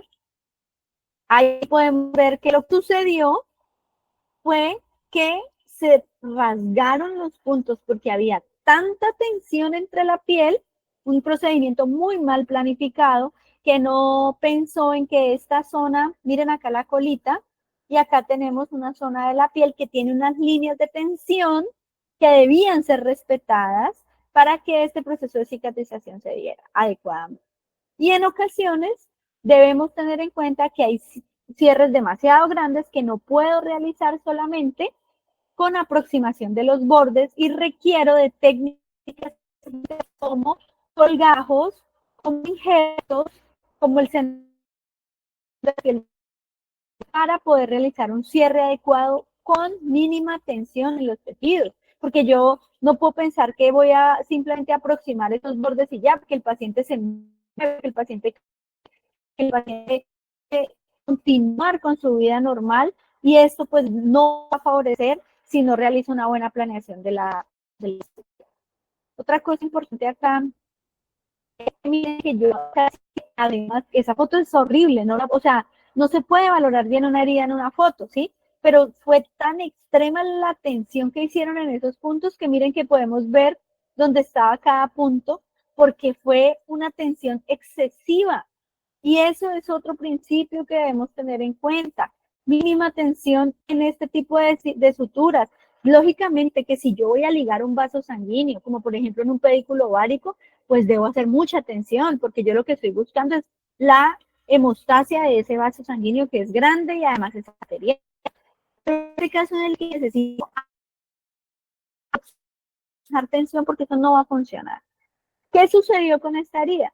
Pues que primero venía muy contaminada. Segundo, traía un proceso de inflamación crónico, porque toda esa sutura, supuesta sutura, porque es que realmente no le podemos decir sutura, todo ese nylon que le pusieron ahí generó que hubiese una inflamación alrededor de esa herida, pues eso hizo que demasiado inflado, y que no pude pensar en la posibilidad de volver nuevamente a suturar. ¿Qué tuvimos que hacer con ese paciente? Empezar a tratar ese paciente como para una cicatrización por segunda intención. Recuerden que la cicatrización por primera intención de la que está estimulada a través de la aproximación de los tejidos, o sea, cuando usamos una sutura. La que es por segunda intención, pues es la que debemos dejar que el proceso se vaya, simplemente va creciendo tejido granular. Vamos a ver una evolución, miren dónde está el pelo en la tricotomía de esa herida. Ya empezamos a ver que se cambió los bordes, empieza tejido rosado, no hay tejido necrótico, no hay detritos celulares, y ese tejido se está a ver que se llama tie over, que es un vendaje que toca argollas y esas argollas son las que nos van a permitir sujetar el vendaje. Profe, qué pena. Algo suena, pero sí. Es que se la escucha entrecortado, profe. Ah, fue madre. A ver. Espérame.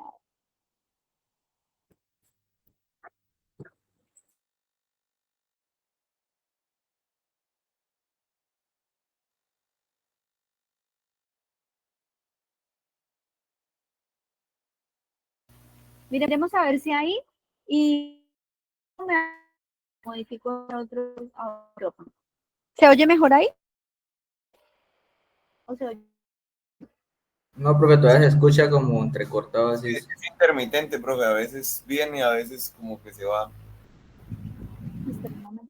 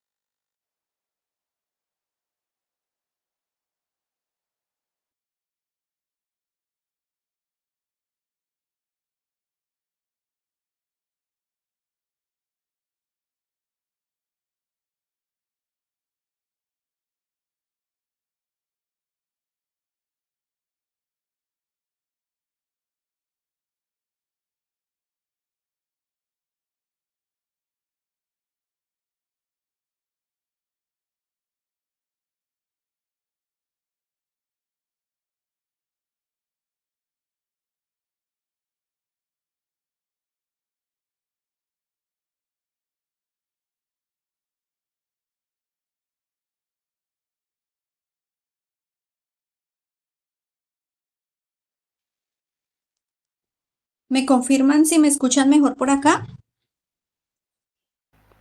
Sí, profe. Sí, Sí, profe, sí, ya. profe. Más fuerte. Sí. Listo. Bueno, entonces estábamos diciendo que acá ya empezamos a realizar un tratamiento por segunda intención en este paciente, ya evaluando ese paciente de acuerdo a las condiciones con las que venía. Mm, ¿Ustedes ven mi presentación? Sí, listo, listo. Entonces, y entonces empezamos a trabajar con una cicatrización por segunda intención y les está diciendo que aquí habíamos utilizado, ustedes ven unas argollitas ahí alrededor. Estas argollas las usamos para en el uso de un vendaje que se llama tie over. Y es un vendaje que nos permite cubrir la herida y amarrar unas gasitas sobre la herida para permitir la cobertura y el uso adecuado de apósitos sobre ella sin que se muevan.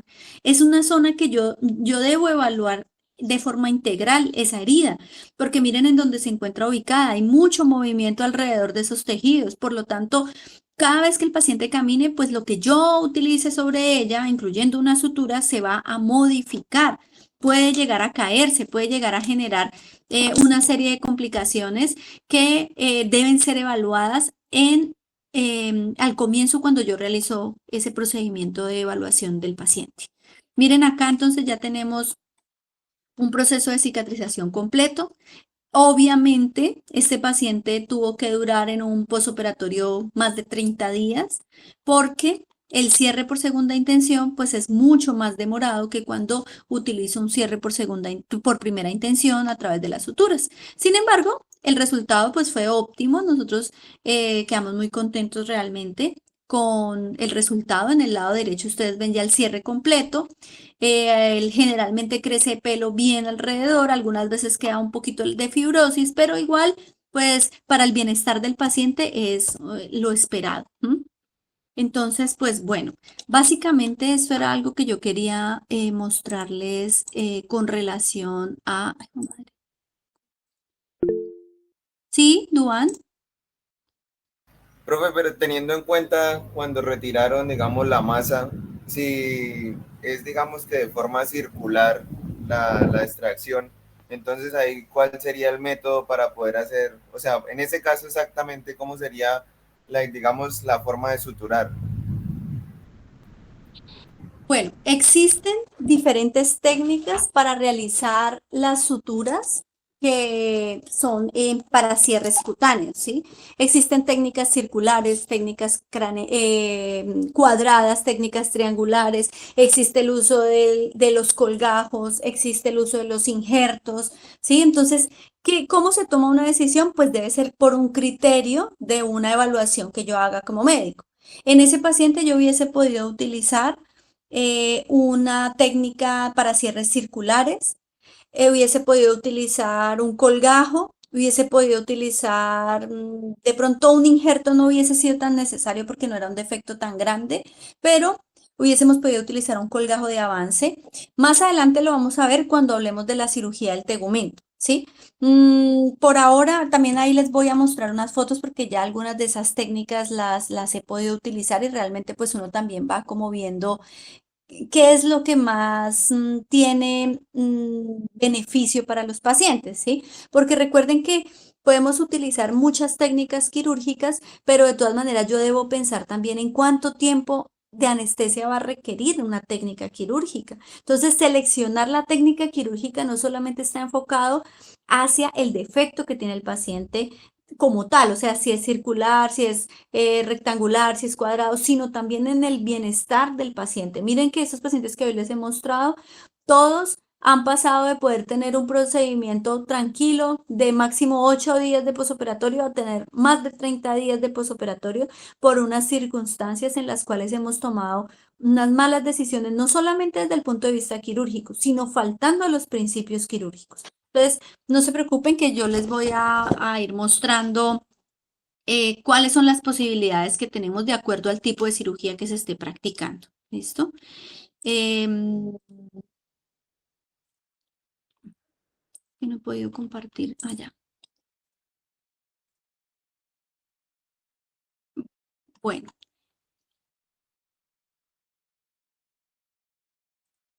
No me sale si estoy compartiendo la pantalla. No sé si la estoy compartiendo. No, en este momento no se ve nada, bro. Ah, bueno, ya está cargando. Ah, bueno, listo. Bueno, entonces, no, chicas, ¿cómo es?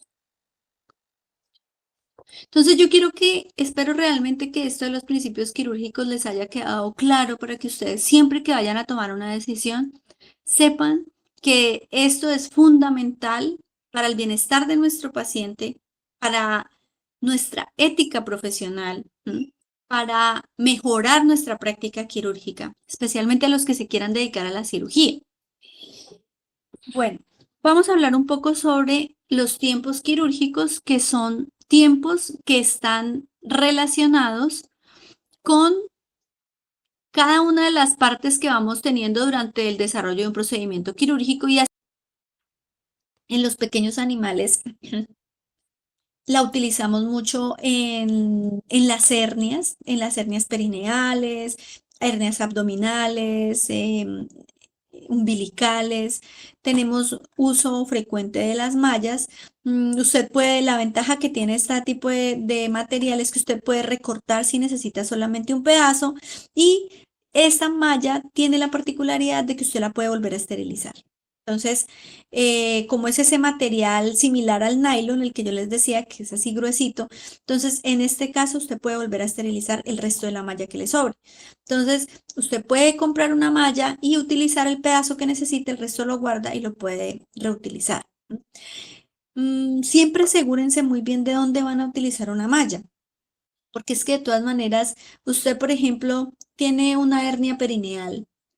Un procedimiento de hernia perineal está más o menos costando unos 500.000 pesos, no sé, es una suposición porque realmente yo no hago cirugías fuera de la universidad, pero más o menos es eso teniendo en cuenta pues la anestesia, todo el proceso, ¿no? Usted le suma a eso 120.000 pesos de la malla y luego digamos que otros 300 más o menos del posoperatorio, el tiempo que el paciente dura hospitalizado, los medicamentos posoperatorios, más o menos. Usted no puede poner una malla si eso está contaminado, porque ¿qué va a pasar? A los 4 días usted va a tener que volver a hacer todo el mismo procedimiento, pero para retirar la malla. Y entonces usted, ¿qué le va a decir al dueño de la mascota? Que no, que es que usted puso la malla donde estaba contaminado y el paciente la rechazó, o va a utilizar, ahí sí como dicen ustedes, la vieja confiable, que es que hizo una reacción a la sutura. Entonces, tengan cuidado con las evaluaciones que hagan, revisen muy bien dónde van a poner una malla, porque a pesar de que de forma general les puedo decir, yo he tenido muy buenos resultados, pero también les puedo decir que un proceso de cicatrización en los lugares donde se usa una malla puede durar hasta un año, sin necesidad de que sea un problema para el animal, digamos en términos de que tenga un estado séptico, no. Lo que pasa es que el organismo reacciona inmunológicamente a ese cuerpo extraño y a pesar de que no genera de forma contundente un rechazo, sí se demora en aceptarlo. Y hasta un año usted puede tener un proceso de cicatrización con una malla. ¿Qué es lo importante? Que cuando usted vaya a utilizar una malla, pues se lo haga saber al dueño de la mascota, porque es que la gente siempre viene y dice, no, es que yo fui a una veterinaria. Bueno, yo digo que no eran veterinarios, pero no le pusieron ni siquiera el fonendoscopio al paciente, nunca le tomaron la temperatura, no me dijeron qué le iban a hacer, nunca supe qué procedimiento, o sea, una cantidad de cosas que yo digo, ni siquiera está relacionado con la cirugía, ¿cómo será donde la gente entrara a la cirugía? Entonces, ¿cómo irían las quejas? Entonces, yo digo, hay que hacer una buena evaluación. Tengan en cuenta cada condición individual de cada animal y adviertan al tutor.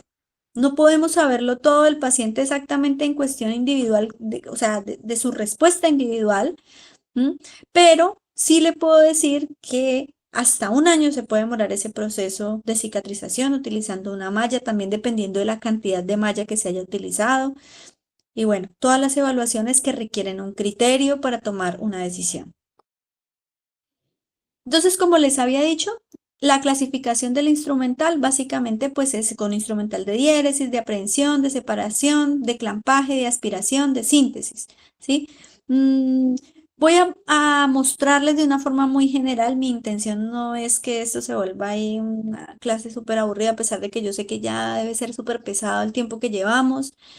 Sin embargo, pues obviamente esto lo vamos a complementar con la parte práctica. Entonces voy a ir pasando y les voy a ir mostrando simplemente qué tenemos en cada uno de este instrumental. El instrumental de diéresis, pues obviamente tendríamos el bisturí, las tijeras, todo lo que tiene que ver con separación de tejidos, lo tendríamos aquí.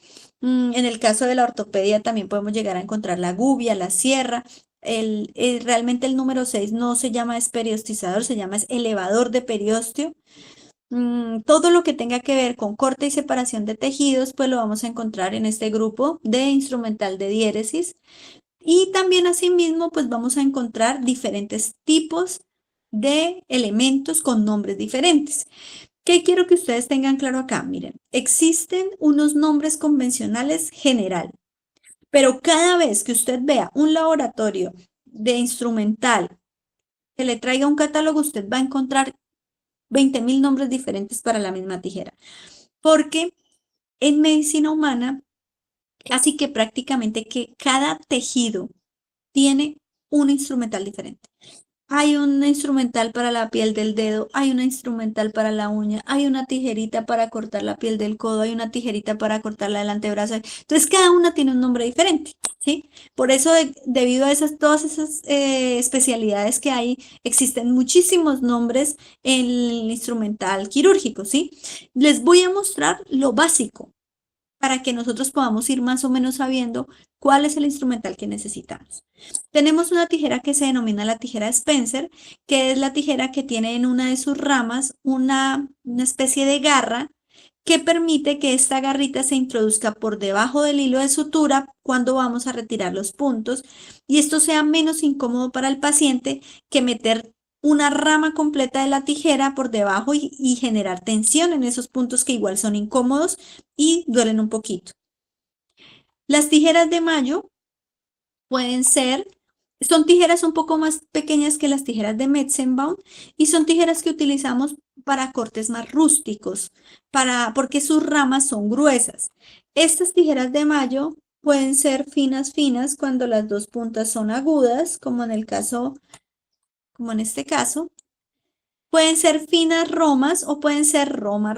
Miren que roma, pues las ramas son redondeadas, fina roma, pues una es aguda y la otra es roma, y asimismo pueden ser rectas o curvas. Las tijeras de Metzenbaum son tijeras que sus ramas son mucho más delgadas y son las tijeras que se utilizan para corte de tejidos blandos. Tijera quirúrgica es la misma tijera que ustedes han visto en su instrumental de anatomía. Tijera de mayo, tijera quirúrgica. Las tijeras de iris son unas tijeras mucho más pequeñas en tamaño que las tijeras de mayo y que las tijeras Metzenbaum. Las más largas son las tijeras Metzenbaum. Las que le siguen son las de mayo y las más pequeñas son estas tijeras de iris. Como su nombre lo dice, son principalmente utilizadas en ojo para cirugía oftálmica. Pero en nuestro caso, en animales muy pequeños, como un pincher, como un gatico, les podemos utilizar también. Lo ideal es que nosotros en nuestro instrumental tuviéramos tijeras de hilo y no utilizáramos ni las tijeras quirúrgicas, ni las tijeras de Metzenbaum, ni las tijeras de iris para cortar la sutura. Cada vez que usted corta con esas tijeras un hilo de sutura, usted está dañando las tijeras. Y el problema es que después, cuando usted va a realizar procedimiento quirúrgico, pues nada sirve, no corta, usted tiene que hacer esos cortes ahí todos chuecos intentando cortar, peor que si cortara con los dientes. Entonces, cada uno de estos elementos pues tiene unas partes que no es necesario concentrarnos mucho en esto porque, primero pues porque es de poca utilidad en la práctica, ¿sí? Sin embargo pues es importante que conozcamos también porque a veces cuando damos alguna indicación en el aprendizaje, pues necesitamos por ejemplo que ubiquen sus dedos en los anillos, que apoye el dedo índice en las ramas o en la articulación. Entonces, por eso es importante identificar estas partes. Y siempre saber cómo se utiliza de forma correcta cada uno de los elementos que tenemos en el instrumental. Nunca vamos a introducir una tijera en una cavidad y realizar un corte sin que tengamos una guía. Miren acá que está haciendo esta pinza, eleva el tejido y ahí sí realiza el corte. Y acá que estamos haciendo, introduciendo los dedos por debajo del tejido que nos sirven de guía para realizar el corte por encima. Debemos tener mucho cuidado. Nunca, no existe ningún procedimiento que le va a decir a usted que introduzca la tijera y corte, porque debajo tenemos órganos importantes. Y en el caso de un paciente normal hay riesgo. Ahora imagínense ustedes en un paciente que tenga una esplenomegalia, una hepatomegalia, que son órganos que alojan una gran cantidad de sangre. Con que se rasgue su cápsula puede generar una hemorragia abdominal. Entonces hay que tener mucho cuidado. Siempre con una guía. Con respecto a la tijera, y en el caso del bisturí, lo que hacemos es que en lugar de los dedos metemos la sonda canalada que ustedes en anatomía pues conocieron, o también la llamamos canaleta, sonda canalada, y sobre esa guía la ponemos bien en el centro donde vamos a realizar la incisión y sobre esa guía pasamos el bisturí. Esa es la forma correcta en que debemos manejar los elementos de diéresis. Cabo de bisturí, no me voy a detener en eso. También en algunos libros, sobre todo en libros viejos, van a encontrar que se llama Bar Parker. Realmente ese nombre pues no lo usamos cabo de bisturí. Puede tener diferentes tamaños y asimismo pues son las láminas que vamos a utilizar. También hay diferentes formas de sujetar el bisturí, pero como les digo, cuando tengan la oportunidad, practiquen. Hay diferentes formas dependiendo de cómo voy a realizar el corte y qué parte del bisturí es el que necesito. Miren, acá estamos utilizando más la punta y acá pues estaríamos teniendo tendencia a utilizar más la lámina como tal. Dependiendo de eso, pues vamos a hacer el corte y asimismo vamos a sujetar el portagujas, el bisturí. Las láminas de bisturí siempre las debemos retirar y poner con pinza. Mucho cuidado con esto porque hayan ocurrido accidentes horribles por eso y realmente no se justifica sabiendo que las láminas las debemos poner y quitar con la pinza. Las láminas de bisturí, ustedes ya saben que vienen de diferentes tamaños de acuerdo al cabo que voy a utilizar. Abajo ustedes pueden ver que también hay láminas de bisturí de diferentes formas, tamaños. Eso nos permite pues utilizarlas en diferentes tejidos. Por ejemplo, esta lámina 22 Es una lámina grande comparado, por ejemplo, con esta 13, que es muy similar a la número 15 que utilizamos en cabo de bisturí número 3.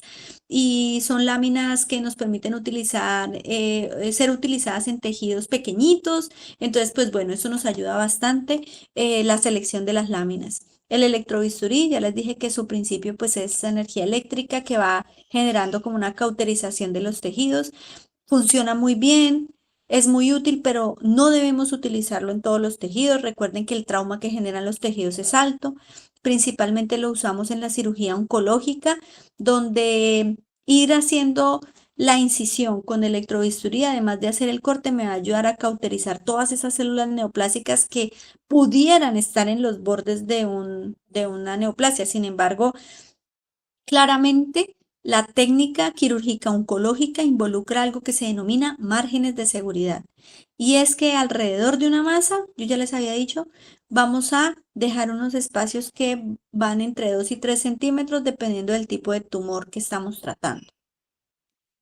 Bueno, la cizalla, estos elementos que vamos a ver acá son más de ortopedia, son de grado médico, de acero quirúrgico que permite su esterilización, no son alicates de ferretería.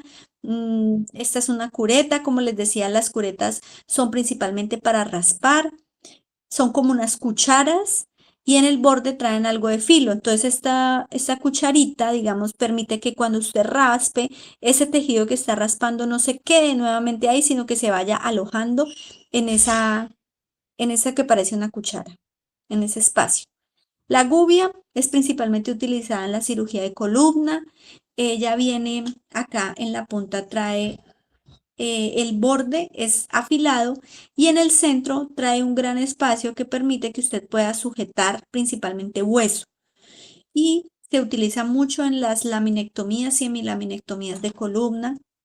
La sierra, antes usábamos esta cosa que ustedes ven acá, que esto ya no le quiero ni llamar sierra, porque eso era una sierra antigua de grado médico para esterilizar, ustedes ven que es todavía acero, pero en realidad eso ya no se usa, genera mucho traumatismo de los tejidos, no hay un manejo delicado y además de eso, pues predispone no solamente a traumas muy severos para el corte, por ejemplo, de un hueso, sino además que predispone a demasiado dolor posoperatorio. Se utiliza actualmente la sierra oscilante, es una sierra de grado ortopédico, sin embargo es un poco más costosa, en realidad sí puede llegar a costar más de 20 millones de pesos, pero quien se vaya a dedicar a la ortopedia debe hacer una inversión importante para poder mantener siempre los principios de la cirugía sin traumatismo. El elevador de periósteo, pues como su nombre lo dice, sirve para elevar el periósteo. Esto es principalmente utilizado en cirugía ortopédica. Tiene este borde es bastante afiladito, entonces usted va levantando el periósteo muy fácil sin generar mucho traumatismo. Los instrumentales de aprehensión o de prehensión, pues son las pinzas de disección que pueden ser con garra o sin garra.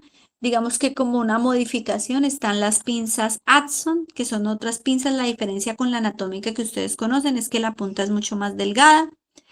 Acá también esa pinza Adson puede ser con diente o sin diente. Son pinzas que permiten una manipulación un poco más delicada de un tejido. Las que son sin garra, las que son con garra siguen siendo igual de traumáticas. Así que pilas donde van a poner esa garra porque pueden generar una perforación inmediata. Usted toca el tejido con esa pinza y de una vez se perfora. Entonces hay que tener cuidado con esas garras y de todas maneras no se confíen que estas estriaciones de la pinza anatómica sin garra siguen siendo bastante traumáticas para el tejido. La forma de sujetar la pinza y las pinzas de prensión continua, que básicamente son las que tienen lo que se denomina las cremalleras junto a los anillos, de tal manera que usted cierra la cremallera y la prensión queda continua en las ramas o la mandíbula de la pinza. Sirven principalmente para hacer hemostasia. En este caso ustedes están viendo una foto, creo que esta foto es de un libro, en la cual se está extrayendo un tumor en el vaso o un vaso con un tumor. Creo que es un tumor en el vaso porque es demasiado grande en realidad, pero aquí está realizando la hemostasia de vasos principales. Las pinzas hemostáticas pueden ser pinzas Halsted o pinzas mosquito, que son pinzas pequeñas que sirven para la hemostasia de vasos pequeños. Y las pinzas Kelly, que son pinzas medianas, que sirven para hemostasia de vasos un poco más grandes que los pequeñitos que tratamos con las pinzas mosquito. Y la diferencia que existe entre estas dos pinzas es que la pinza mosquito es más pequeña y la pinza Kelly es más grande. La pinza mosquito trae las estriaciones todas completas en la mandíbula, mientras que la pinza Kelly las trae solamente en 2/3 de la mandíbula. También tenemos la pinza de prensión continua, que es la pinza Alice. Esta es una pinza que parece que tuviera un par de manitos en la punta y nos sirven para sujetar tejidos, principalmente músculo o piel. Sin embargo, sigue siendo muy traumática. Entonces, la idea es que si la utilizamos, pues no se quede todo el tiempo ahí en el tejido, especialmente sobre la piel, porque genera mucho traumatismo. En el músculo no hay tanto problema. El músculo es un tejido que tolera muy bien la utilización de las pinzas Alice. Estas se denominan las pinzas de campo, son pinzas muy traumáticas. En realidad no se preocupen que las vamos a volver a ver, todas las que ya mostré las vamos a volver a ver en la práctica. Yo quería que pues eso lo hubiésemos hecho en esta clase, pero igual en la siguiente clase lo haremos. Las pinzas de prensión continua, entonces acá en la punta son bastante traumáticas. Esto se utiliza de esa manera para poderlo sujetar a la piel del paciente para que los campos no se muevan. Entonces debajo de los campos sujetamos el campo, sujetamos la piel y cerramos la pinza. Son muy traumáticas, hay que tener cuidado con esas también. Las pinzas Kotcher son unas pinzas que ustedes van a encontrar siempre en el instrumental, pero realmente en el caso de los pequeños animales casi no la usamos. Tiene una garra en la punta y eso la hace muy traumática porque imagínense, además de que tiene la cremallera que se cierra y se queda fija, pues tiene una garra en la punta y esto hace que sea muy traumático para los tejidos y por lo tanto prácticamente no lo usamos en pequeños animales. Está diseñada para usarlo en fascias, por ejemplo, especialmente en grandes animales, en caballos, cuando van a hacer cierres abdominales, se utilizan mucho porque tienen se fijan muy bien al tejido y pues hacen una muy buena tracción. Y en un caballo, pues realmente para que usted logre perforar esa fascia es difícil. En cambio, en pequeños animales sí los tejidos son mucho más delgados. En cuanto a ortopedia, no vamos a profundizar mucho en lo que tiene que ver con el instrumental porque no sirve mucho si no tenemos claro frente a qué procedimientos es que se hacen, pero sí quiero que ustedes sepan algo. Dentro de las técnicas más comunes que encontramos son la utilización de clavos intramedulares. Primero les voy a mostrar acá que probablemente ustedes han visto en internet, fotos, bueno, este tipo de cirugías ortopédicas que involucran estos que se llaman los clavos. Estos clavos, igual que el material que hemos hablado, es de grado médico, esterilizable, biocompatible y son en acero de grado médico. Estos clavos pueden ser clavos de Schwann, que traen roscados en la punta como un tornillo, clavos de Steinmann, que son lisos, y la aguja de Kirchner. Esta aguja probablemente no se pueda, digamos que no la podemos como identificar bien acá en la foto porque por la imagen pareciera que fuera muy similar al de Steinmann, pero realmente esta aguja de Kirchner es una aguja muy pequeñita. Es como, puede ser perfectamente como el tamaño de una aguja de una jeringa o un poquitico más grande, ¿sí? Y los clavos de Steinmann pues sí son grandes y gruesos que vienen con una punta cóncava, roma, y con una punta fina, con el fin de permitir el manejo a través de los huesos. Esta es la forma como se utilizan como clavo intramedular. Miren acá, fijadores externos. Son elementos de grado médico. Miren acá también se puede ver un alambre quirúrgico de grado médico. No es alambre de ferretería. No es alambre el que venden ahí en la esquina. Esto es un alambre de grado médico quirúrgico para uso ortopédico. También podemos encontrar las placas de compresión, que son este tipo de placas que ustedes ven acá. Miren, en este caso tiene un clavo intramedular, tiene una placa puesta y tiene los tornillos en la placa. Miren la placa acá y estas pues son los que usan estos tornillos. Sin embargo, tampoco es cualquier tornillo.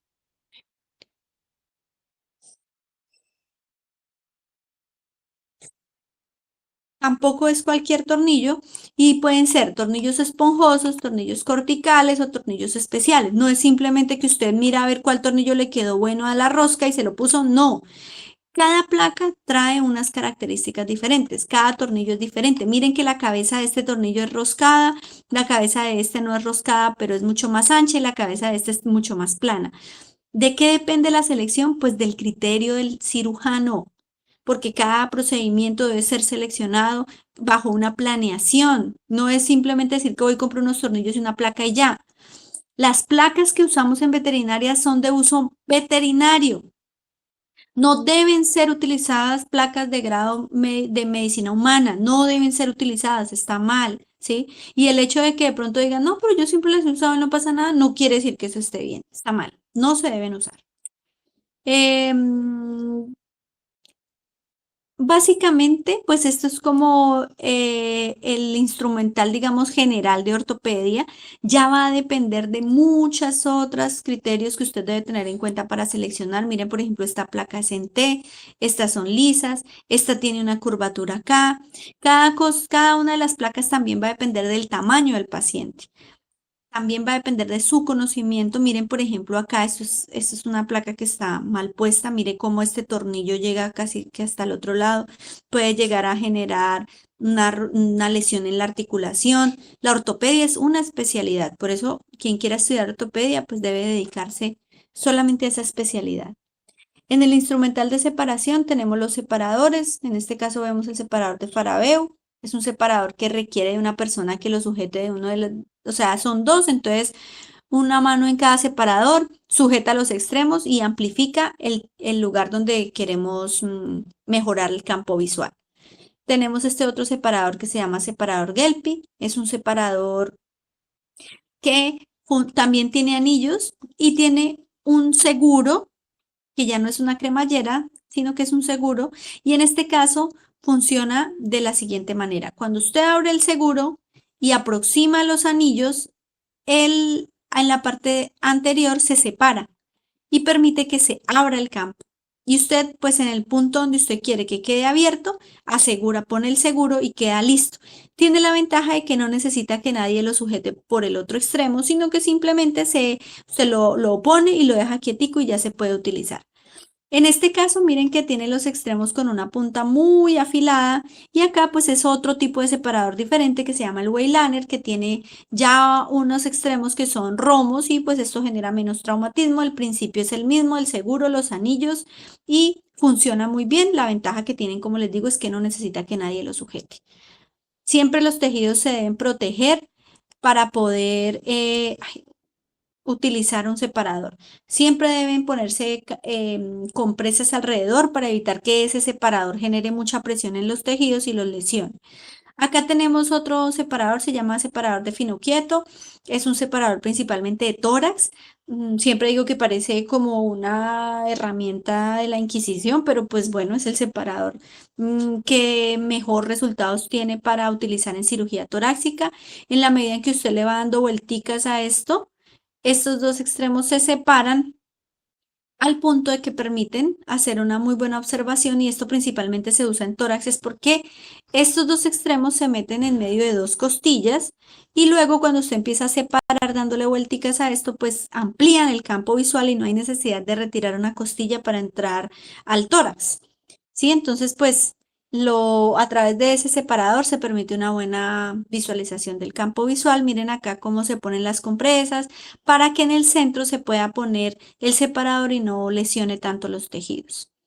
El instrumental de clampaje es un instrumental básicamente de pinzamiento y vamos a encontrar el que se denomina con el nombre de clamp de Doyen, pero también lo van a encontrar como clamp intestinal, solo que durante mucho tiempo se usó en el intestino, pero eso ya no se usa en el intestino porque la característica principal del clamp intestinal es que sus estrías, en teoría, fueron diseñadas de forma atraumática. Entonces, cuando había la necesidad de utilizar en el intestino, se sujetaban los dos extremos del intestino con estas pinzas y el cirujano trabajaba en el centro, por ejemplo, para extraer un cuerpo extraño del intestino. Sin embargo, a largo plazo se empezaron a dar cuenta que estos pacientes en los que se usaban estas pinzas tenían que volver nuevamente a ser operados y cuando entraban al abdomen se daban cuenta que en donde se había puesto el clamp generaba un traumatismo con necrosis. Por eso ya no se usa en intestino. Ahora la forma correcta de sujetar el intestino es que el auxiliar de cirugía, el ayudante de cirugía, sujeta entre los dedos índice y medio, los dos extremos, y solamente con sus dedos mantiene el campo visual del cirujano cuando es el intestino. Este es un clamp que se utiliza en hueso. En este caso, pues lo utiliza, este que les acabé de hablar, el clamp de Doyen, es un clamp que utilizamos mucho en la cirugía reproductiva de la hembra, especialmente cuando hay piómetras, que debemos aislar ese contenido uterino y entonces ahí podemos poner este clamp porque pues ya es un tejido que voy a extraer del paciente. Y como hace una muy buena presión, me permite aislar muy bien el contenido sin que se vaya a caer a la cavidad abdominal. Este de acá, este clamp de Kern, lo que permite es aproximar los huesos para realizar la osteosíntesis de una fractura. Cuando se necesita alinear esos huesos, pues a través de este clamp lo puedo hacer. También tenemos el instrumental de aspiración, que básicamente lo usamos para realizar lavados de las cavidades. Este es el succionador. Es un equipo que funciona con presión negativa y a través de esta manguera se pone este tubo en la punta, ya sea el de Jan Kauer o el tubo de Paul, y succiona el contenido. Para mí el mejor es el tubo de Paul. Todas estas estriaciones que tienen en la punta permiten que se succione muy rápido el líquido sin que se cubra el extremo principal del tubo, porque muchas veces, por ejemplo, en estos que solamente tienen un orificio de entrada, si se pega ahí una víscera, pues ya se bloquea la succión. Entonces eso hace que cada rato usted tenga que estar retirando, por ejemplo, el omento, el mesenterio, el intestino de acá de la punta porque se empiezan a pegar ya que esto está succionando. En cambio, con estos no tiene ningún problema. Perfectamente un tubo de Paul de un tamaño adecuado, grande, para un procedimiento quirúrgico está cerca de $1.000.000 de pesos. La organización de la mesa instrumental, pues bueno, acá tenemos el cirujano, el auxiliar de cirujano y el instrumentador. Así es como debemos organizarnos. Miren acá esto que parecen dos huevos fritos, es el equipo de anestesia inhalada, acá debe estar el anestesiólogo, acá debemos ubicarnos en los extremos y nuestro instrumentador acá un poco más cerca de la mesa para podernos pasar el material. No sé si alguien tenga alguna pregunta hasta el momento. Quisiera saber si alguien tiene alguna pregunta. ¿Ninguna? Bueno. Entonces, muchachos, pues vamos a dejar hasta ahí. En la siguiente clase, pues ya haremos la parte práctica de esta clase que vimos hoy con el instrumental y ya veremos bien las funciones y podrán identificar cada uno de los elementos. No todos los tenemos en la universidad, pues el equipo de ortopedia no lo hay en la universidad realmente. El resto, pues bueno, la mayoría sí lo tenemos. De todas maneras, pues la idea es que podamos complementar esta clase con la parte práctica para que ustedes puedan estar muy familiarizados con la función de cada uno de los